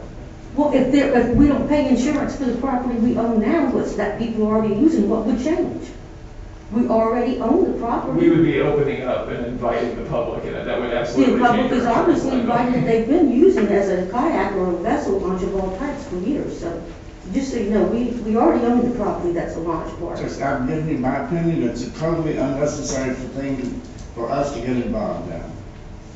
Okay, well, I have a pending motion. It needs a second in order for us to conceptually move forward. I fully understand that there are lots of questions to be answered, ranging from whether a core permit to lighting to restrooms and parking and insurance. That's a cacophony of issues that we need to work through and find out. My motion is that we conceptually move forward with the idea of a May Street kayak launch. That is my motion. I'll second that. All right, all in favor? Aye. All opposed? No. There it is. I would like for at least all the commissioners to at least make a list of questions and stuff that what would be involved. And it's got nothing to do with location or kayak. It's got to do with the port waterway is now going into business. And we're not partnering up with the city or the county, and that's something that needs to be really How are we considered. going into business? So, hold on. Can I just pull back the temperature on this a little bit? By the motion that I made, I am not excluding the idea of partnering with another agency within St. Johns County to make this happen. And if that happens to be Parks and Rec with the county or the city, I'm all for that, if it can help address some of the bigger liability or cost concerns. It is just conceptually moving forward, and Chris, I think that's a great idea to come up with a list of concerns that the commissioners might have that we answer through this process. And I guess my homework assignment to all of us, and we're in the middle of the legislative session right now, so I really don't like giving myself extra work, but let's come back next meeting with the list of our concerns about moving forward. And Sydney, I talked to you a little after the last meeting and trying to bird dog some other locations where we could either do boat ramps or kayaks or anything. You got any light shed on that? Good afternoon, City Lillard, Parks and Recreation, St. Johns County Natural Resources Program Manager. We have been awarded through FIND the Maritime Master Plan grant. Our scope has been given to purchasing, and they will be going out to bid shortly.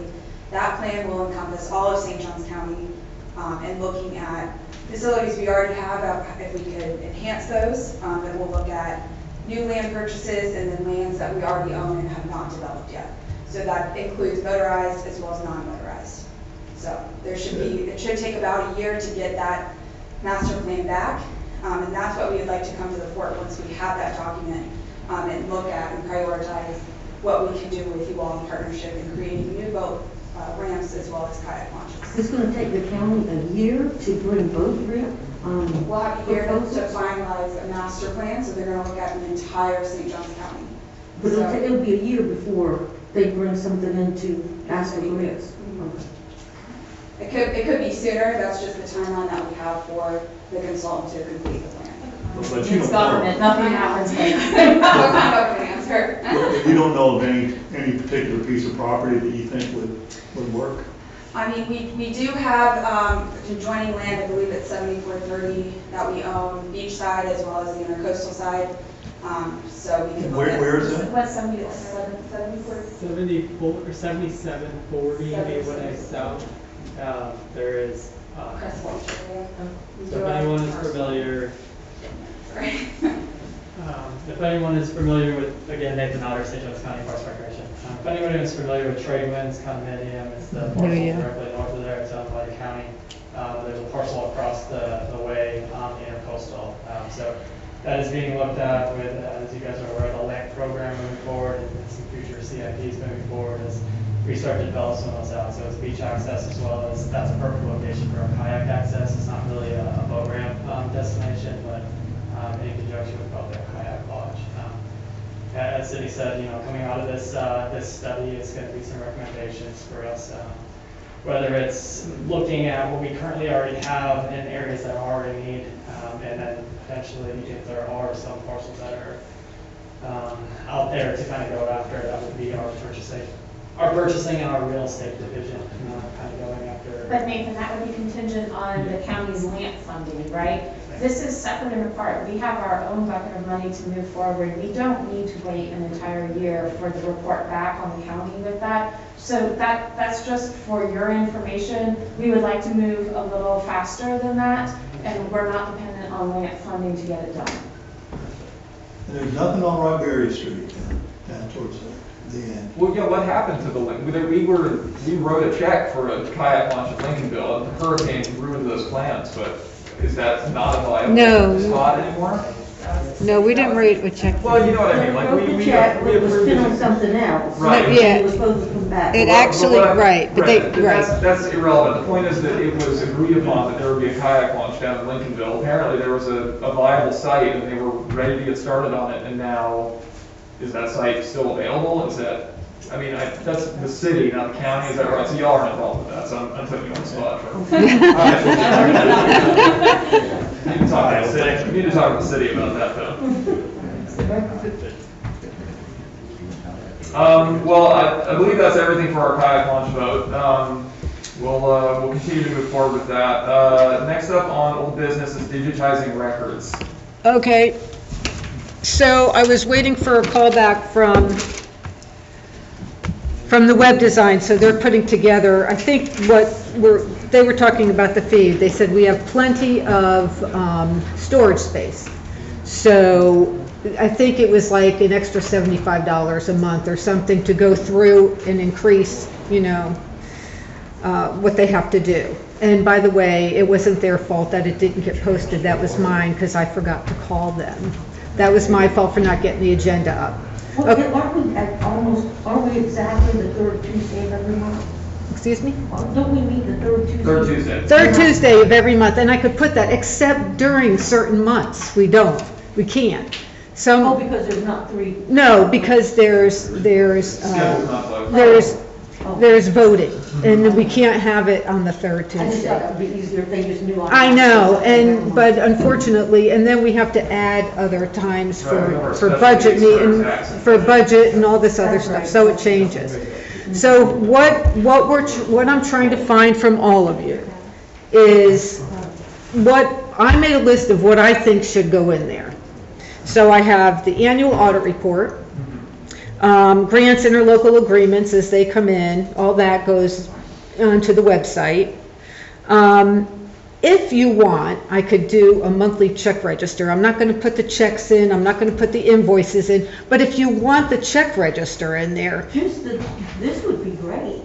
The treasurer's report? Oh yeah, the treasurer's report would be fine, rather than the check register. That's just. Okay. I think that would be easier. Okay, so we can do the treasurer's report.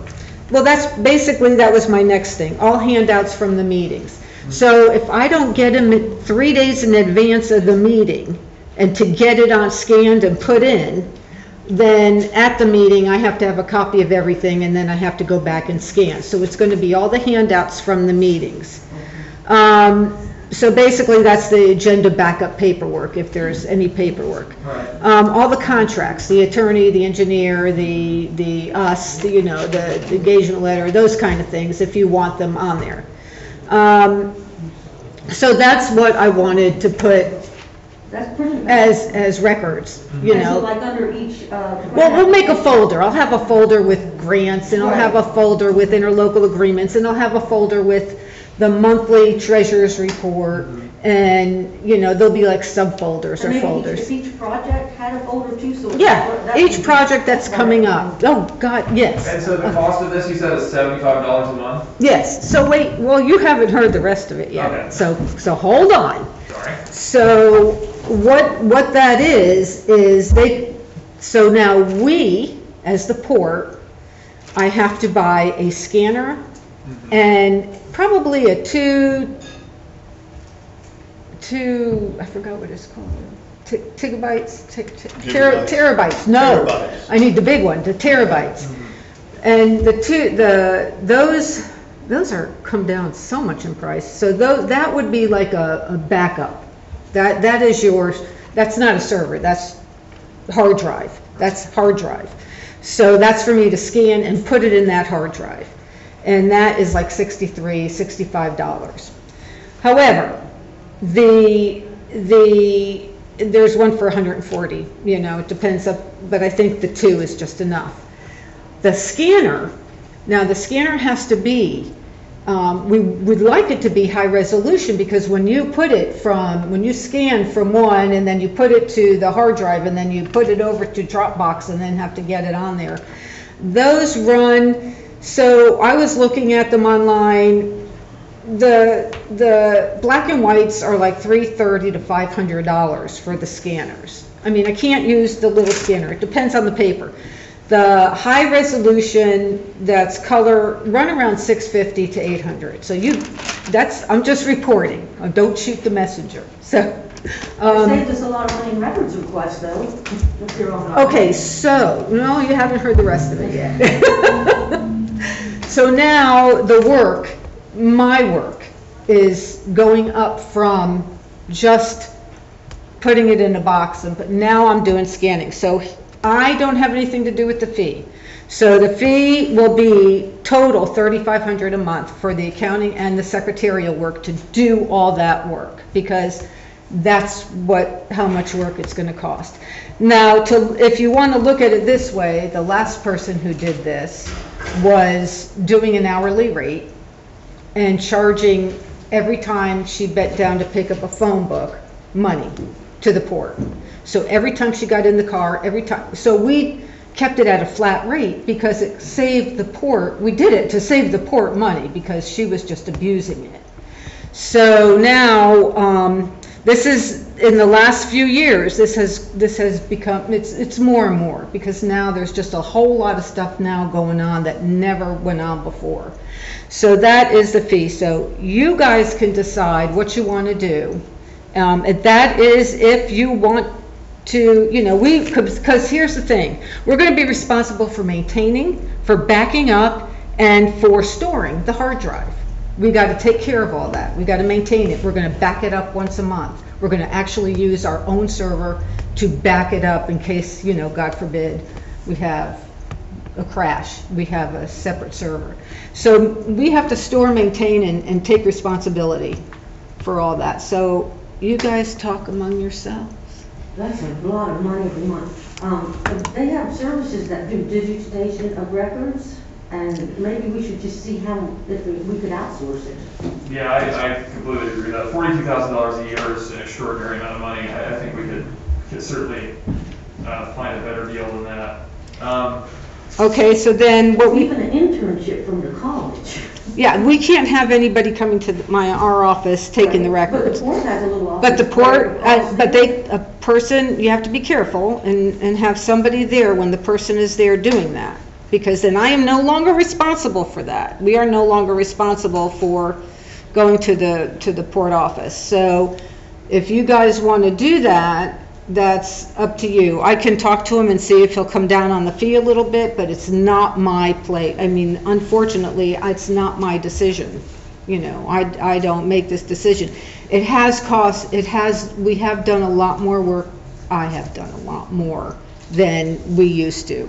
And we've kept the fee, we've always kept the fee fairly decent and low So, They charged us $3,500 to put the audio recordings on, and that was a lot of money too. who did? When we added the audio recordings to the website. Oh, no, she just added, all she added was, I think that was only $100. No, we paid we agreed on $3,500 to get it going. Oh, that was to get it going, right, that was to get it going, and then I it's, thought it was already, anyway, I'm just saying, they've been really charging us a lot. And our website doesn't even work on the phone. We could use a new website. But anyways, could we perhaps think about this, y'all, and talk about it at the next meeting, and everybody look into maybe some other services that would be cheaper? Or, And all this we discussed, was this going to be going forward, correct? We're not going to start. well, I was going to, my thought was, but it was just a thought, was starting from the fiscal year. Yeah, well, that's. You know, starting from October 1st, huh? We're only required to have 3 years, right? Of the records. Right, but we have all the records. So basically, to digitize, we were just going to start from October 1st of 2020, and then keep 2 years on there, because it'll still sit in a hard drive. If somebody wants it, we could print it out. But it's going to be on the website. There's not much more on the website that isn't already there. So it's entirely up to you. Call about internship if y'all want me to, and discuss it next meeting if you'd like it. Yeah, I think we need to explore outsourcing. I like that idea. Okay, the only thing too, I just keep in mind, and I'm not doing this because, but to make sure that when you outsource, that the person who has access to the records and all the handouts, and if you're still using the web, that it's all done through a Dropbox. So there's a lot more involved. So go ahead and check the outsourcing, please, because it will save me from doing that. But yeah. Well, I would think that if we outsourced it, that, part of the equation is they come to the meetings, pick up the stuff they need. They'd have to, yeah, and then they have to have a key to because if you're going to outsource it, well, if you outsource it, that means they're a contract, then I would do them as a contract labor. And they're outsourced, so that means they'd have to have their own scanner and their own equipment, because a contract labor has to provide their own stuff. Yeah. They can't have the port. They were working in the port office, and we had a scanner in the port office. Well, yeah, but they also have to have some kind of hard drive. You want to make sure there's a hard. Getting the hardware is an issue. It's just having somebody come here, take the documents, scan them, upload them, and just outsource it. But one of the requirements is they come to the meeting. And what do you want them to do with the paperwork once they? Just take it, scan it, and then what? They can't throw it away. We have to have hard copies. Oh, paperwork's supposed to go in the office, right? Yes. Yeah, they just leave it in the office, right? Right. They have to. Yes. We can hammer all these details out going forward. Yeah. It sounds like we need to start looking around for other options. So okay. We should all be thinking about that. We can talk about it at the next meeting if we come up with anything good. That brings us to new business, designation for liaison to Guatemala. Jane very aggressively avoiding eye contact right now. So she's not interested. I would be happy to take that on. I've actually already spoken with everyone there a couple of times, so I will be happy to take that on, unless anybody else is dying to do it themselves. All in favor, say aye. Aye. Aye. What are you voting on? He needs to make a motion. I'd like to get a motion in a second, and then y'all can say yes. I make a motion to accept his generous offer. Second. All in favor? Aye. Great. Beaches Go Green grant.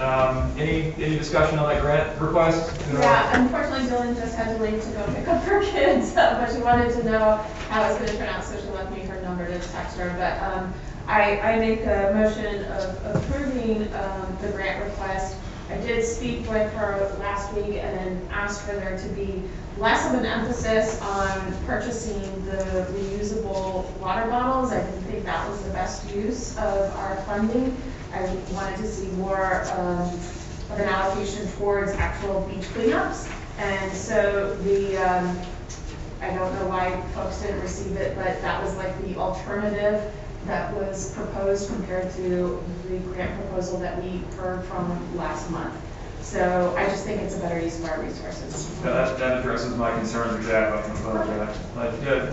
Do we have a motion to approve? I just had one thing on the discussion thing on that. Sure. Is, if you guys remember when we had the grant for the, well, the last time the, yacht club came for this Christmas lights, and we got to talking about, we had an attorney general's opinion that the port can only do things like build, dredge, maintain, buy, sell, blah, blah, blah, blah, blah, and advertise. Advertising, yeah.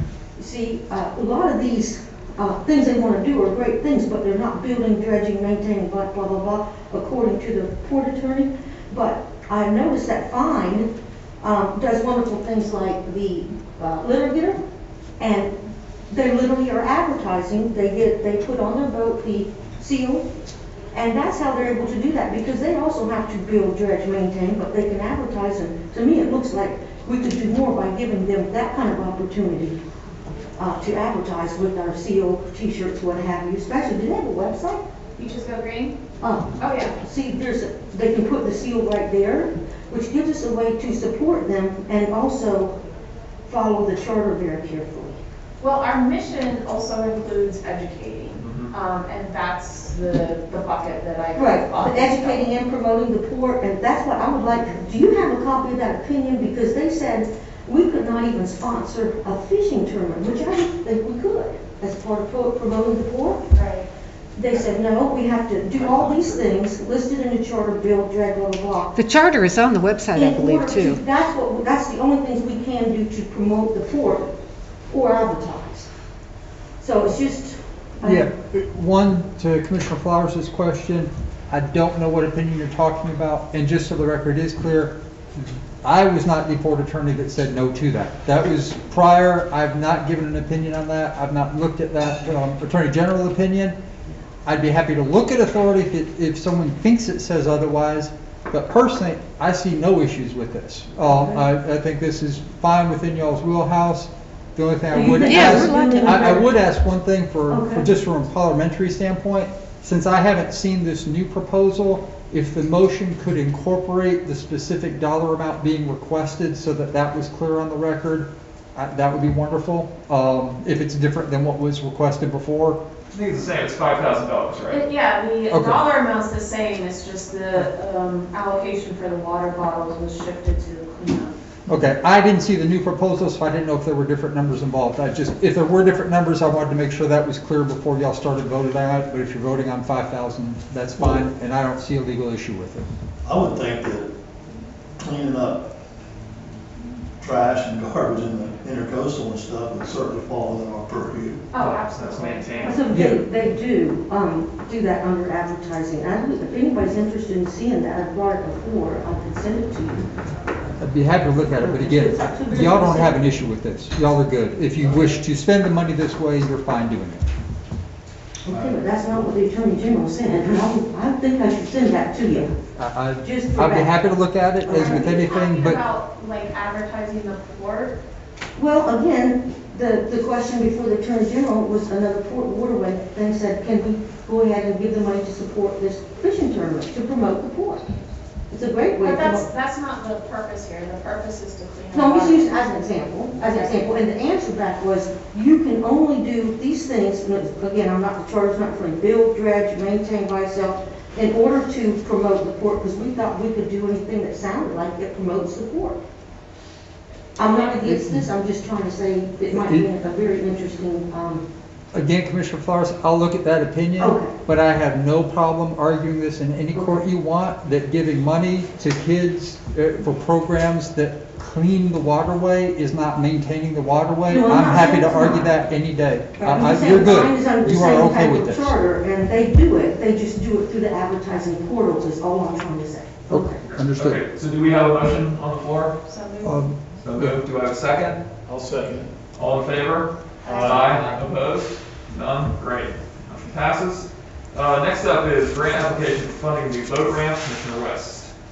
Okay, so this is, I sent all of you this link. I don't know if you had an opportunity to review it. The Florida Boating Improvement Grant Assistance Program is basically through FWC, I believe, and basically it covers a wide purview of different things that I think fall within our wheelhouse as well. Boat access, design, construction for ramps, new channel markers, new information markers, replace, repair regulatory markers, derelict vessels, educational programs, parking, restrooms, kiosks, and mooring buoys.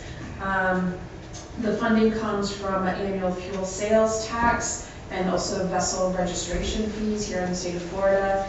And there is, we would fall within the first tier. There's a second tier that's national, which is 200,000 to 1.5 million. We would fall under the state grants, I think, which is a minimum of 5,000 up to $200,000 per project, and we would compete against other state applicants. In years past, it looks about like 14 to 16 different applicants. So I think we're well poised if we have a good project. A 25% minimum match is required, but then if we give more than 25%, we would get more points in terms of the grant application process. The deadline is April 6th. I've taken a look at the application.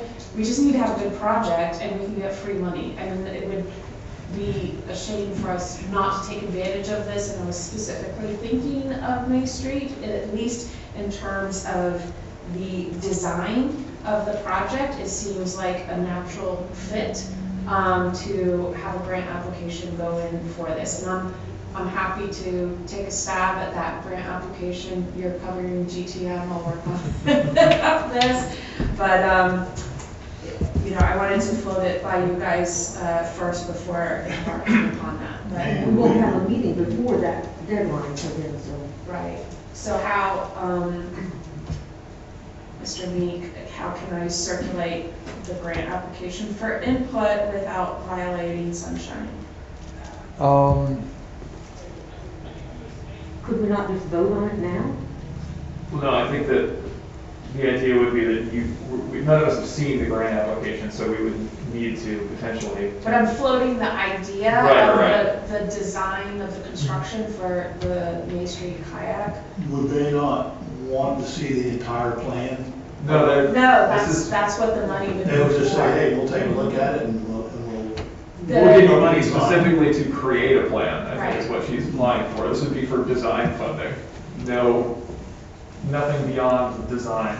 I'm in favor of seeking that money out, and I think that sounds like a great idea. And I think that you are just the person to put that application together. Okay, so I guess you guys just need to trust me, and I'll work with the attorney to make it happen. Well, I mean, worst thing that can happen is we get denied, right? We don't get money. I'll make a motion that we trust her. So, yeah, the motion is to empower Commissioner West to go ahead and start pursuing that FWC grant, and we will, I guess, up, down vote on the completed application. The application deadline is April 6th. So we will be able to get done by then? I'll do my absolute best. Could we get more money? Is there any financial obligation for us up front? No, there's no application fee. It's just time and resources putting the application together. But in terms of grant applications, this one didn't seem so overwhelming to me. And only government agencies are eligible. So this isn't eligible to nonprofits or private citizens. So, you know, they are specifically gearing this towards entities like us. Just as a brief comment, we're kind of getting to a boundary. The way to have no issues with it at all would be to have a quick special session, just to give a veto or a quick stamp of approval, have a special meeting. But because you're not actually expending any port funds at this step, I don't know that you absolutely need to have it, but to have every possible I dotted and every possible T crossed, it would be a quick ratification of the next meeting of here's the application. The only other thought I would have on it is if you have any idea of how long it will take a response to that application to come. I believe if you go to the website, it has the staggered times. July 1st, I believe, is when they respond to all the grant applications. It's all out there. There's PowerPoint on the website, the link that I provided to all the commissioners. I'm happy to have a special session meeting if it could be done virtually via Zoom, because I'm in Tallahassee through the end of April. I took this week off for this meeting. If I could suggest a slight modification for the motion then, that I think would Okay. accommodate all those issues. Yeah. Would be that the motion be to approve Commissioner West to draft the initial proposal with the understanding and subject to that proposal being reviewed by the commission at next regular meeting, and if the commissioners do not ratify it at that time, it will then be withdrawn. That would be a quick way to ratify it, and it would be no harm, no foul. But that way, everyone would be able to pass, our I's would be dotted, our T's would be crossed. We wouldn't have to have a special session. It would be submitted, but if we decide at the next, because the deadline's coming, so we would submit it, Jane would submit it, then at the following meeting, we could withdraw it if we didn't like it, but otherwise we would go forward. Exactly. Yeah, The motion is we're going to make it, but it's with the understanding that unless it gets the vote at the next meeting, it'll be withdrawn. That's very clever, and That way- so moved. And I'll be so put out if you make me withdraw it. Well, I don't have a vote in that, so you won't be mad at me. Second, all in favor? Aye. Opposed? No, great, all right. Discussion regarding no wake zone at Hospital Creek in the Bayfront. Boy, Hospital Creek is bad. They break things. It's awful. The neighbors all want to know wake. And I have to say, I live on the corner of Water and Pine where the wake affects me very greatly. It took one of my dogs out to do it up. Lots of other things. Everybody hates it because there's kayaks coming through there. And as you know, there might be a kayak launch. And the no wake out in the mooring field. Woo! I mean, we could get thousands of letters about that. That's our bread and butter over at the city. I think we should charge more for a ball, but that's not our place. But got an awful lot of support talking about no wakes for the mooring field. And with Sam and Eric still here, I was thinking they might have something to say about that. Mr. Zukowski, didn't we discuss this one time? I've got something to say about it. Yeah, because we don't have the authority to put a no wake zone, is that correct? That's right. I didn't say we did. I said we had to file an application with FWC. Yeah, I'm just going to get them to clarify. And Steve Zukowski, Fish and Wildlife Commission. The criteria that FWC is going to look at is going to be a couple of things. One, is there a facility that's dispensing fuel in the area, such as municipal marina or a place like that, something like that. The other thing that FWC, Boating and Waterways, is going to want to see is they're going to look at data for boating accidents. They're going to look at data for citations and or warnings regarding things like reckless operation, careless operation, other violations such as safety equipment violations and things like that, operating at night without navigation lights on, things like that. As of right now, I can tell you we don't have a lot of data. First of all, we all know that there's not going to be a fuel dispensing facility around there anywhere. So Well, the city marina dispenses fuel. No, Hospital Creek. Oh, excuse me, I was talking about Hospital Creek and the morning, excuse me. Right, Hospital Creek. So that's one criteria. It's not going to affect this. Be considered. So the next thing is what's the incidence of some sort of reckless or careless operation or boating accidents, all that in there. There's not a lot of it, folks. I can tell you that. That's an isolated area, as you all know.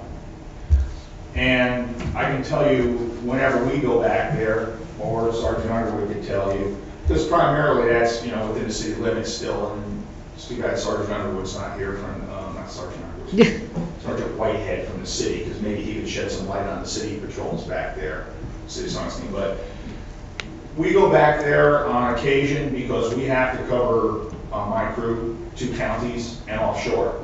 So we're not set up in there every day, unfortunately, when to see violations on a daily basis. when we get reports, we'll go back there and be reactive and try to address things. If we're getting reports of some sort of careless boating operation going on or something like, or if we have fisheries violations going back there too, because Hospital Creek, particularly in the area of School for Deaf and Blind, there's some good little honey holes in there, and we did when May Street Bridge and other areas too. School for Deaf and Blind bridge also. So it's going to be very hard to get FWC boating and waterways to really look at this and consider it without the data on careless, reckless operation, citations, boating accidents, things like that. So should I tell my neighbors that every time 22-foot Grady White comes in, they're around that corner, you know the bend I'm talking about, and if you come, I like to drive fast too, including in Hospital Creek. As you know, the faster you go, get up on a plane, you're really not hurting anybody. But you come around that bend, and they're gonna, that's where they throw their weight right into my dock and the next one.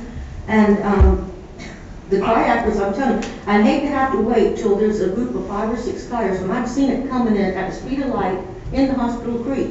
They can't see the kayakers, God, especially at low tide. They come around that bend, and I know you could stop almost on a dime in the water.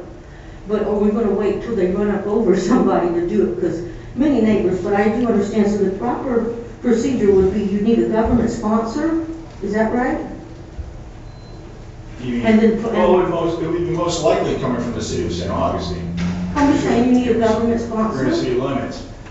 And right now, Sergeant, I'm going to take over a second here. Right now, I'm pretty much going to tell you based upon how many years of experience to me to recall. It might be a better avenue to try to get more patrols in there versus establish a zone. If there's no wake, I mean, if they're allowed to throw any weight, then No, what's the point no, of ma'am, patrol? that's not accurate, Commissioner. We have navigation rules, and just because there's not a no wake sign doesn't mean you're not violating navigation rules regarding safe speed, right, regarding failure to assess risk of collision, things like that, in terms of damaging property, dockage, things like that. So there are rules there are navigation rules or state statutes that will cover any sort of careless or reckless operation in there. So you've got to be there to see the boat, you've got to be there to see the boat do it, get the numbers off the boat, and then we could report it, and then would that actually generate? If you can get law enforcement video coverage from your cell phone, which clearly shows an operator and clearly shows a boat number, we can look that over and take it to the state attorney's office. Just seems like for a tiny little creek like that, that should really be no wake. Because there's not just my dock, there's docks all the way down to the kayak. I know the area well. There's at least 6 docks out there. I know. And they all get swamped. And when we're in there, we'll stop 1 or 2 people and everyone knows we're there. Everyone's under the same thing. Right, but it's 24 hours a day, so let me just ask you a question. The proper procedure you had told us last time was that it required a government sponsor, is that correct? Yes. Okay, and then the government sponsor would fill out an application? They can go to Board and Waterways. I'll let Sergeant Underwood talk to you about that because he's actually much more currently familiar with how to do that. Okay. I'll just add a couple to that. Stay here, Duke.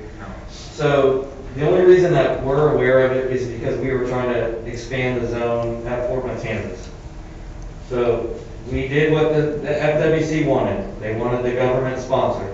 So we took it to the board, and the board approved it to expand that zone. Once you do that, the attorney, as in our case, the county attorney, sent the application to FWC Boating and Waterways. They review it, and they decide what they want.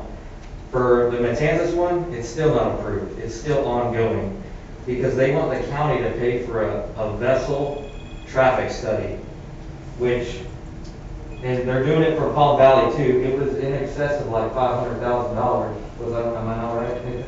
So yes, it was a 1-year That was study down that they at were Kansas? requesting from. Right, so FWC, on top of all these requirements, wanted a vessel traffic study for a year long. Well, that's like a $500,000 quote that they got or did for that study. So that's another task that you may have to look at if you're wanting to include a wake zone. The things that FWC sent back to us for Matanzas was there wasn't enough boating accidents to support it. there wasn't enough citations to support the expansion. And so that's why the traffic study took place.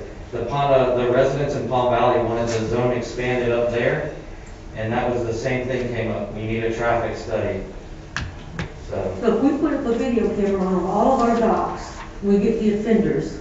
See, the problem, that doesn't help us at dark, doesn't help us a lot. Right. They come real fast. Well, and And I that- see them have that videos would- and they do nothing anyway when they have videos. that would be, that they're responsible for their own weight, so if they're damaging something, that's a voting accident. Can I make a suggestion here? Instead of the no wake zone sign, which sounds like it would be cost prohibitive, perhaps an educational sign, just reiterating Responsible for your the voting responsibilities of, be aware of kayakers or what have you. That wouldn't require a government sponsor or a study, would it?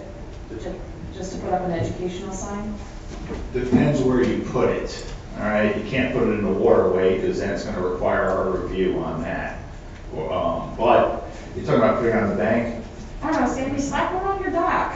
No, but I'm just saying, those signs up, they're nice, but they won't work. Yes. They're just not gonna work. Yeah, you can't, I mean, it's unlawful to put no wake signs or slow speed signs, unofficial, unapproved ones. Right. You can't display those. But you wanna talk about informational signs, yeah, you can do that. You can do that. And the $500,000 thing, I don't know what's going on at Matanzas, but it could be very different with Hospital Creek. I just wanted to break the ice with it today. I know there would be a palpable resistance to this. But one thing to say on breaking the ice with the no wake zone on the bayfront is that wake off of those boats, whether they're a planing hole or a displacement hole, even a planing hole will start its journey as a displacement, creates a rolling crested wave. And you should see the one a 60-foot sport fishing will make.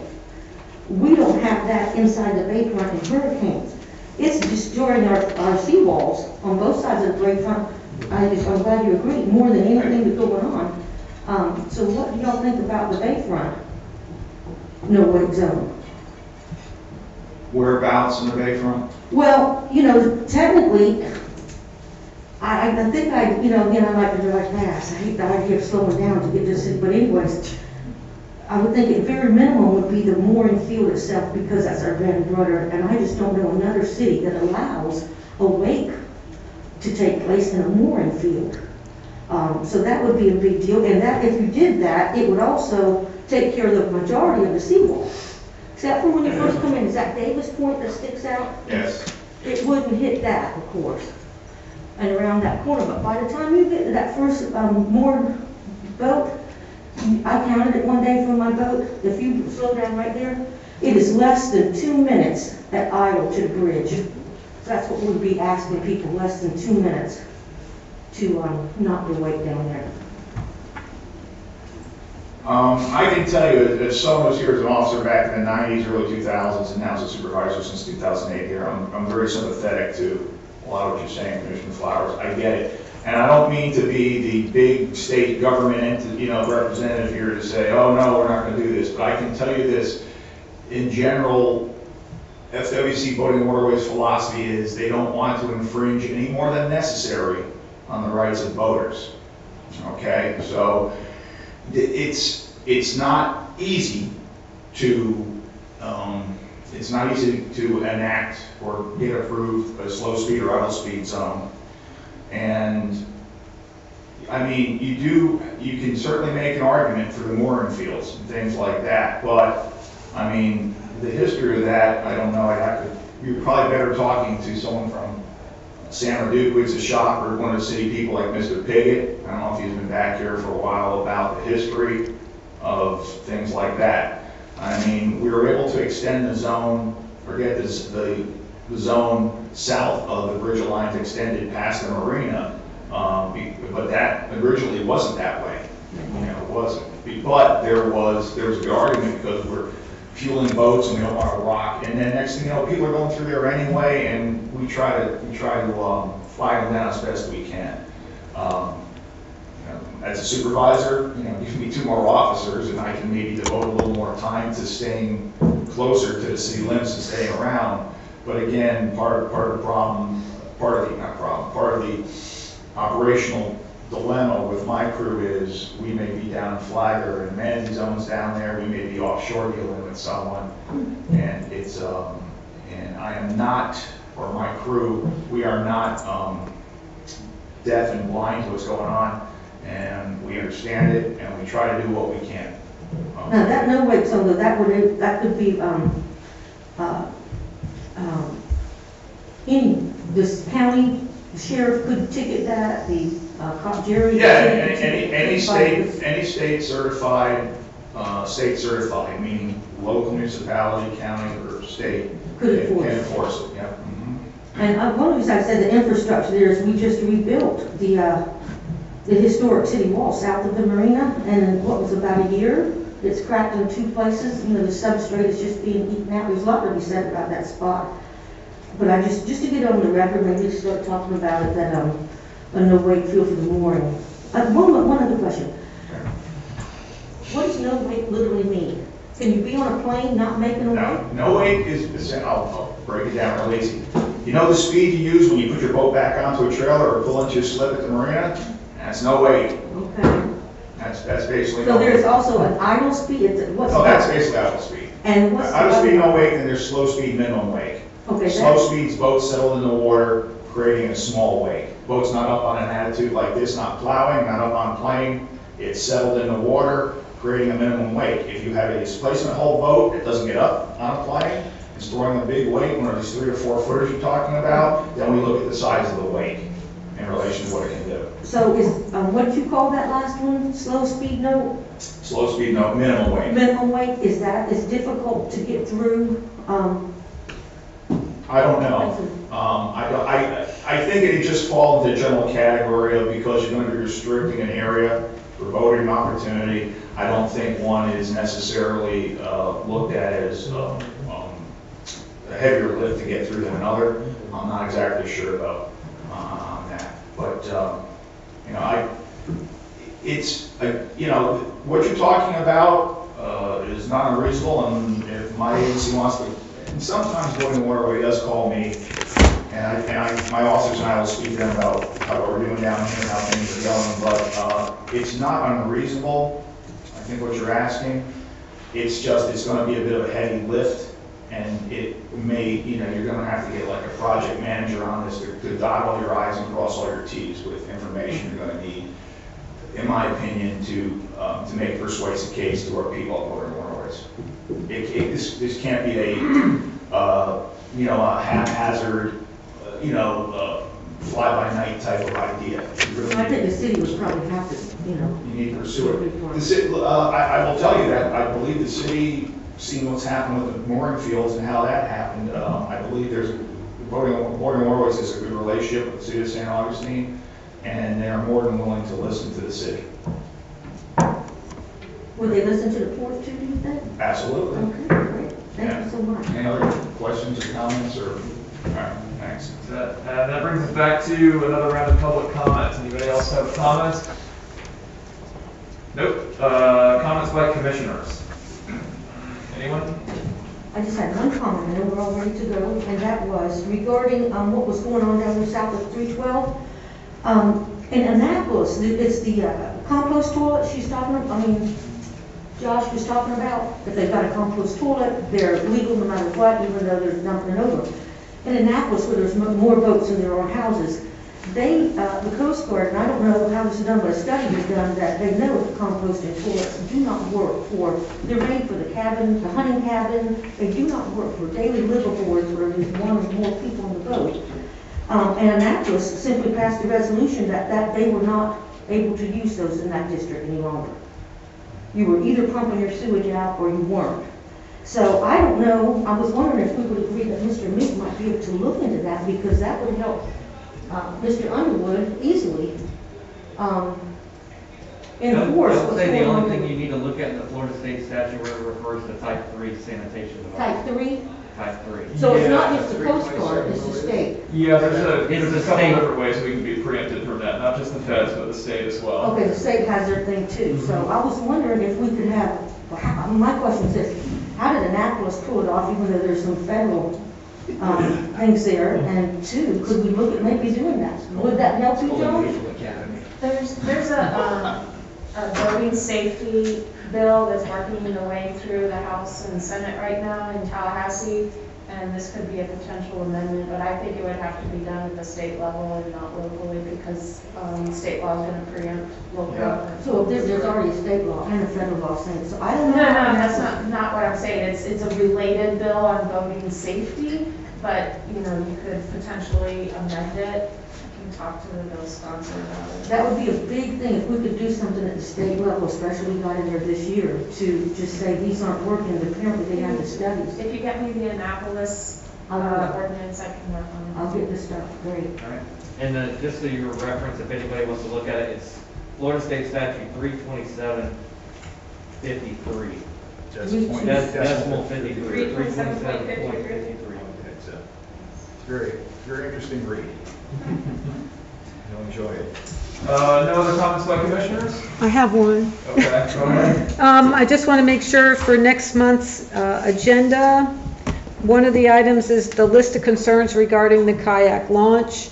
Was there another item that needs to go on the agenda for next month besides looking to outsource the digital? The only thing I want to mention on that is what you were saying, that the digital cost is 21, so that's what you want to look for below when you're looking to get bids on digitizing.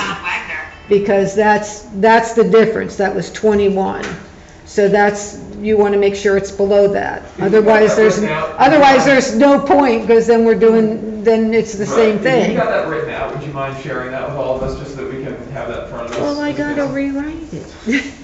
I did it on a Word real quick. We do need one other thing on the agenda, which is the up-down vote on Commissioner West's grant. What is it now?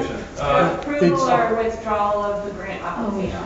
Right. Approval or withdrawal of the grant application? Yes, under old business. Yeah. Otherwise, there being no other business, our next meeting, I believe, is going to be April the 20th. Is that right? Third Tuesday in April? Well, yeah, thank God it's not April 16th, because that's my first day off. Yeah, so it's April 20th. Great. Well, until then, this meeting is adjourned.